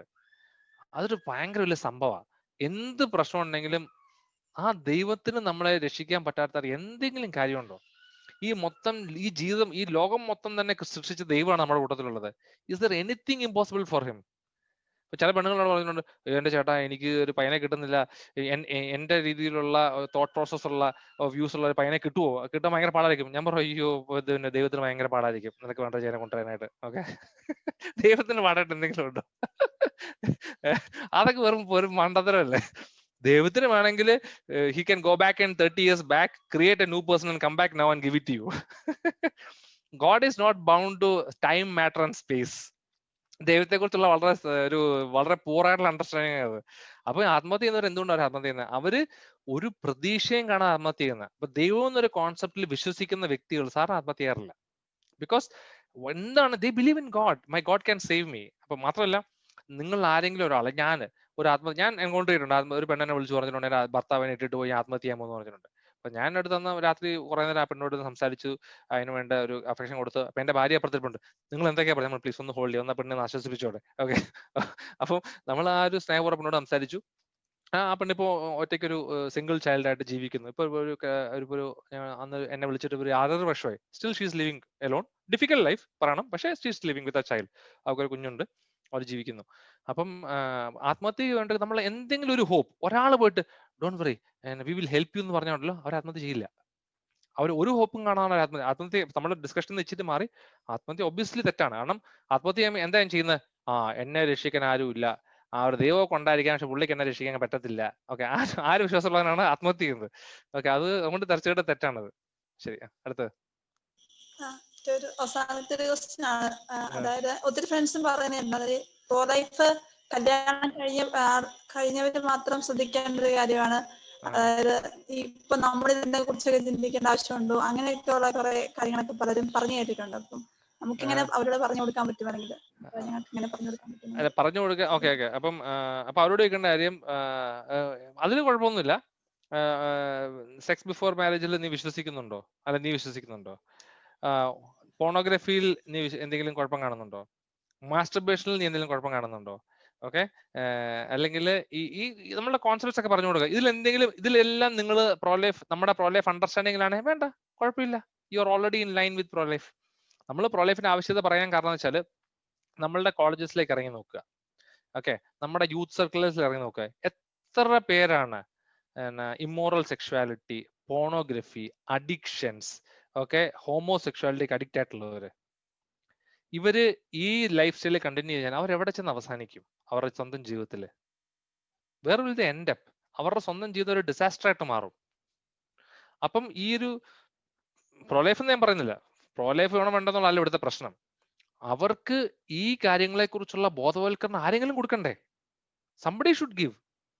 ഇത് തെറ്റാണോ ശരിയാണോ, ഈ ജീവിതത്തിൽ ഇവർക്ക് എന്ത് ഇമ്പാക്ട് ഉണ്ടാകുന്നത്, ഇതിന്റെ സയന്റിഫിക് ഇഷ്യൂസ് എന്താണ്, ലോജിക്കൽ ഇഷ്യൂസ് എന്താണ്, അവരുടെ ഫ്യൂച്ചറിൽ എന്ത് ഇഷ്യൂസ് ഒക്കെ ഉണ്ടാകും. ഇതിന് പ്രോലൈഫ് വേണമെന്നല്ല ഞാൻ പറയുന്നത്. Can be prolife, it can be campus, it can be teens, anybody, ആരെങ്കിലും ഈ കോൺസെപ്റ്റിനെ കുറിച്ച് അവർക്ക് പറഞ്ഞു കൊടുക്കണം. അതാണ് അതിന്റെ ഇമ്പോർട്ടൻസ്. അപ്പൊ അല്ല നിങ്ങൾ പറയാണ് നമ്മുടെ ക്യാമ്പസിൽ ഇങ്ങനത്തെ പ്രശ്നമേ ഇല്ല, ഞങ്ങളെല്ലാം വിശുദ്ധരാണ്. ഓക്കെ, നോ പ്രോബ്ലം, ഒരു പ്രശ്നമില്ല, സന്തോഷമായ കാര്യം, അതിൽ കുഴപ്പമില്ല. അങ്ങനെ ഉള്ളവരുണ്ട്, വേണ്ട, നമുക്ക് ആവശ്യമില്ല. ഞങ്ങൾ അങ്ങോട്ട് വന്ന സെഷൻ, നിങ്ങൾ ഞങ്ങൾക്ക് സെഷൻ തരുന്നത് ഞാൻ പറയും. ഓക്കെ, ശരി, ഓക്കെ, ശരി, ഓക്കെ. വേറെ ഒന്നുണ്ട്, കുറെ ഡൗട്ട്സ് മൂവ് ആകത്തില്ല. Okay, fine, okay, fine, thanks. വേറെ എന്തെങ്കിലും ഡൗട്ട്സ്? ഇല്ല ചേട്ടാ, ഡൗട്ടൊക്കെ തീർന്നു. നമുക്ക് ഉണ്ടായിരുന്ന ഡൗട്ടൊക്കെ സ്നേഹ പ്രസന്റ് ചെയ്തായിരുന്നു. അപ്പോൾ ഈ സമയത്ത് നമ്മളുടെ കൂടെ ചേട്ടൻ ഇത്രയും സമയം നമ്മൾ പറഞ്ഞതിനേക്കാൾ ഒരുപാട് സമയം മുമ്പോട്ട് പോയെങ്കിലും ഇത്രയും സമയം നമുക്ക് വേണ്ടി മാറ്റിവെച്ച് ചേട്ടൻ നമ്മുടെ കൂടെ ഉണ്ടായിരുന്നു. ചേട്ടാ ഒരുപാട് നന്ദിയുണ്ട് കേട്ടോ. അപ്പം നമ്മളുടെ കൂടെ ഈ സമയത്ത് Pala zonal council member Geo ചേട്ടനുണ്ട്. നമ്മുടെ വെബിനാറിന് നന്ദി പറയാനായിട്ട് ചേട്ടനെ ഏറ്റവും സ്നേഹത്തോടെ സ്വാഗതം ചെയ്യുന്നു. ശരിക്കും പറഞ്ഞിട്ടുണ്ടെങ്കിൽ ഈ ഒരു സെഷൻ സ്റ്റാർട്ട് ചെയ്ത് കഴിഞ്ഞിട്ട് ഈ ഒരു സമയം ഞാൻ പെട്ടെന്ന് നോക്കിയപ്പം 8:30 ശരിക്കും ഒരു 5 മിനിറ്റ് പെട്ടെന്ന് പാസ് ചെയ്ത് പോയതൊരു ഫീൽ ആയിരുന്നു. അതൊരു ഇൻട്രാക്റ്റീവ് ആയിട്ട് ശരിക്കും ഈ പറഞ്ഞ ഒത്തിരി കാര്യങ്ങൾ നമ്മുടെ ഉള്ളിൽ, ഒത്തിരി വലിയൊരു കണ്ടന്റ് നമ്മുടെ ഉള്ളിൽ ശരിക്കും നല്ല രീതിയിൽ ഭയങ്കര ഒരു ഇംപ്രസീവ് ആയിട്ട് അല്ലെങ്കിൽ നമുക്ക് മനസ്സിലാക്കാനും നമുക്ക് നമ്മുടെ ലൈഫ് ആയിട്ട് ഒന്ന് കണക്ട് ചെയ്ത് നോക്കാനും അല്ലെ നമ്മുടെ സാഹചര്യങ്ങൾ. അപ്പൊ ഇതിലേക്കൊക്കെ ശരിക്കും പറഞ്ഞ അത്ര നല്ലൊരു സെഷനിലൂടെയാണ് നമ്മളിപ്പോ കടന്നു പോയത്. അപ്പൊ നമ്മളിൽ തന്നെ മിക്കവരിലും ഈ പറഞ്ഞ ഇതുമായിട്ട് ബന്ധപ്പെട്ട ഒത്തിരി സംശയങ്ങൾ, പ്രൊലൈഫുമായിട്ട് ബന്ധപ്പെട്ട സെക്ഷുവാലിറ്റി ആയിട്ടുള്ള അല്ലെങ്കിൽ ഇതുമായിട്ട് ഒത്തിരി മിസ്അണ്ടർസ്റ്റാൻഡിങ്സുകൾ, അപ്പം ഇങ്ങനെ ഒത്തിരി കാര്യങ്ങൾ ഉൾപ്പെടുന്ന ഒരു മേഖലയിലൂടെയാണ് ഇപ്പം ശരിക്കും പറഞ്ഞ ഡിന ചേട്ടൻ നമ്മളിപ്പോ കൊണ്ടുപോയത്. അപ്പം ഇപ്പം ചില കാര്യങ്ങൾ കേൾക്കുമ്പം നമുക്ക് വേണേൽ കണക്ട് ചെയ്ത് തന്നെ ചിന്തിക്കാം. സ്റ്റീവ് ജോബ്സിന്റെ ഒക്കെ ഒരു എക്സാമ്പിൾ പറഞ്ഞു. അപ്പൊ ശരിക്കും പറഞ്ഞാൽ പുള്ളിയും ഒരു ലാസ്റ്റ് സ്റ്റൈലാണ്. അപ്പൊ ഒരു കുടുംബത്തില് ഈ ഒരു കുട്ടി അല്ലെങ്കിൽ 2 കുട്ടി എന്ന് പറഞ്ഞൊരു കാര്യത്തിൽ വെച്ച് നിർത്തുമ്പം അവരിലുണ്ടാകുന്ന പ്രഷർ കാര്യങ്ങൾ. അപ്പൊ ഞാനതൊക്കെ തന്നെ കണക്ട് ചെയ്ത് നോക്കി. അതുപോലെ തന്നെ എന്റെ ഫാമിലി തന്നെ ആണെങ്കിലും ഞാൻ ഒന്ന് ചിന്തിച്ച കാര്യം, എന്റെ അമ്മയ്ക്ക് ഒരു അനിയത്തി മാത്രമേ ഉള്ളൂ. അപ്പം അമ്മയും ഞങ്ങളുടെ ഇവിടെ ഇപ്പം പാലായിലാണ് താമസിക്കുന്നത്. അമ്മയുടെ അനിയത്തിയും ഫാമിലി എല്ലാവരും UK സെറ്റിൽഡ് ആണ്. അപ്പൊ ശരിക്കും പറഞ്ഞാല് എന്റെ ഗ്രാൻഡ് ഫാദർ ശരിക്കും പറഞ്ഞിട്ടുണ്ടെങ്കിൽ 2013 മരിച്ചത്. അപ്പൊ ശരിക്കും പറഞ്ഞിട്ടുണ്ടെങ്കിൽ ആ സമയത്ത് ഞാൻ എന്തോ ഒരു എക്സാം എഴുതി പൊട്ടിയിട്ടിരിക്കുവായിരുന്നത് കൊണ്ട് ശരിക്കും സപ്ലിക്ക് വേണ്ടി കുറെ കാലം വെയിറ്റ് ചെയ്തിരിക്കേണ്ടി വന്നായിരുന്നു. അപ്പൊ ശരിക്കും പറഞ്ഞിട്ടുണ്ടെങ്കിൽ അന്ന് ആ ഒരു ഗ്യാപ്പ് കിട്ടിയതുകൊണ്ട് ശരിക്കും പറഞ്ഞാൽ ഒരു വർഷം കംപ്ലീറ്റ്ലി എനിക്ക് പപ്പാടെ കൂടെ നിൽക്കാനും അല്ലെങ്കിൽ ഒത്തിരി കാര്യങ്ങൾ ചെയ്യാനും ഒക്കെ എനിക്ക് ആ സമയത്ത് സാധിച്ചു. നോക്കുമ്പോൾ പെട്ടെന്ന് ഞാൻ ഓർത്തപ്പം അതെനിക്ക് വളരെ സന്തോഷമായിട്ട് തോന്നി. അതിന് ശേഷമാണെങ്കിൽ പോലും ഞാൻ പലരോടും പറയുകയൊക്കെ ചെയ്തായിരുന്നു. കാരണം ശരിക്കും പറഞ്ഞാൽ ഈ 2 പേരെന്നൊക്കെ പറഞ്ഞ് നമ്മൾ ലിമിറ്റ് ചെയ്തിട്ടുണ്ടെങ്കിൽ ശരിക്കും പറഞ്ഞാൽ അത് പിന്നീട് ഭാവിയിൽ ഒത്തിരി കാര്യങ്ങളിലൊക്കെ ബുദ്ധിമുട്ടൊക്കെ വന്നേക്കാം. അപ്പൊ ആ കാര്യങ്ങളൊക്കെ ഈ ഒരു സമയത്തൊക്കെ ഞാൻ ഓർക്കായിരുന്നു. അപ്പൊ ശരിക്കും പറയാം നമ്മുടെ ഒത്തിരി സംശയങ്ങൾ ഇപ്പം ചേട്ടൻ്റെ ഒരു സെഷനിലൂടെ നമുക്ക് ക്ലാരിറ്റി ഉണ്ടാക്കാൻ പറ്റി. അപ്പം ശരിക്കും ചേട്ടന് ഒത്തിരി താങ്ക്സ് പറയുന്നു. പ്രത്യേകിച്ച് പല സൗണ്ട് മൊത്തത്തില് എല്ലാവരുടെയും പേരിലും കൗൺസിലായിട്ടൊക്കെ നന്ദി പറയുന്നു. നമുക്ക് ഒരു സമയത്ത് ചേട്ടനെ ഈശോയുടെ കരങ്ങളിലേക്ക് സമർപ്പിച്ചത് പ്രാർത്ഥിക്കാം.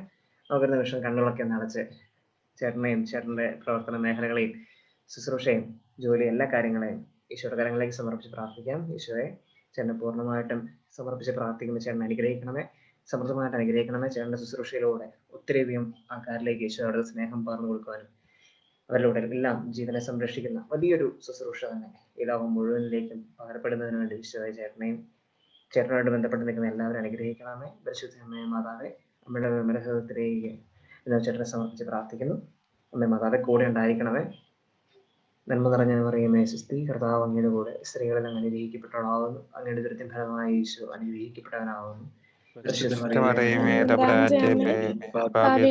ഞങ്ങൾക്ക് വേണ്ടി എപ്പോഴും ഞാൻ മരണസമയത്ത്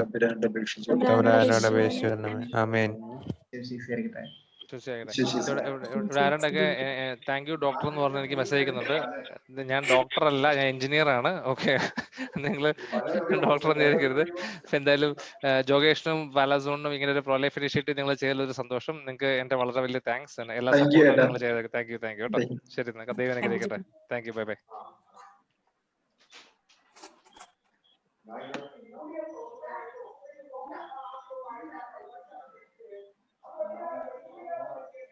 ഈ സമയത്ത് ഈ ഒരു സെഷനിൽ ഇപ്പൊ എല്ലാവരും നല്ല എന്താ പറയുന്നത് ഒത്തിരി കാര്യങ്ങൾ കിട്ടിയെന്നാണ് മനസ്സിലാക്കുന്നത്. നിങ്ങൾക്ക് വേണ്ടി എല്ലാവർക്കും വേണ്ടി ഒരു സമയത്ത് നന്ദി പറയുകയും അതോടൊപ്പം നിങ്ങൾക്ക് എല്ലാവർക്കും വേണ്ടി പ്രാർത്ഥിക്കുകയും ചെയ്യുന്നു. എല്ലാവരും ഇനിയുള്ള സമയങ്ങളിലൊക്കെ ആണെങ്കിൽ ഒത്തിരി കാര്യങ്ങൾക്ക് വേണ്ടി ചെയ്യാൻ സാധിക്കട്ടെ എന്ന് ആശംസിക്കുകയും പ്രാർത്ഥിക്കുകയും ചെയ്യുന്നു. അപ്പൊ എല്ലാവർക്കും ഒരിക്കൽ കൂടി ഒരു താങ്ക്സ്. അമല, വേറെ എന്തെങ്കിലും പറയാനുണ്ടോ? ഇല്ല ജോഗേഷ് ചേട്ടാ, ഇനിയൊന്നും ആഡ് ചെയ്യാനില്ലല്ലോ? എന്തെങ്കിലും ഉണ്ടോ? ഇല്ലില്ല, എല്ലാം തന്നെ ആഡ് ചെയ്തിട്ടുണ്ട്. ഓക്കെ, അങ്ങനെയാണെങ്കിൽ നമുക്ക് മാതാവിന്റെ കൂടെ ഒന്ന് പ്രാർത്ഥിച്ച് വൈൻഡപ്പ് ചെയ്യാം. നന്മ നിറഞ്ഞ മറിയമേ സുസ്തി, കർത്താവ് അങ്ങയോട് കൂടെ സ്ത്രീകളെല്ലാം അനുഗ്രഹിക്കപ്പെട്ടവളാകുന്നു. അങ്ങയുടെ ഉദരത്തിൻ ഫലമായി ഈശോ അനുഗ്രഹിക്കപ്പെട്ടവനാകുന്നു. പരിശുദ്ധ മറിയമേ തമ്പുരാന്റെ പാപികളായ ഞങ്ങൾക്ക് വേണ്ടി ഇപ്പോൾ ഞങ്ങളുടെ മരണസമയത്തും തമ്പുരാനോട് അപേക്ഷിക്കണമേ. ആമേൻ. സ്വീകരിക്കട്ടെ. സ്വീകരിക്കട്ടെ. Good night. Good night.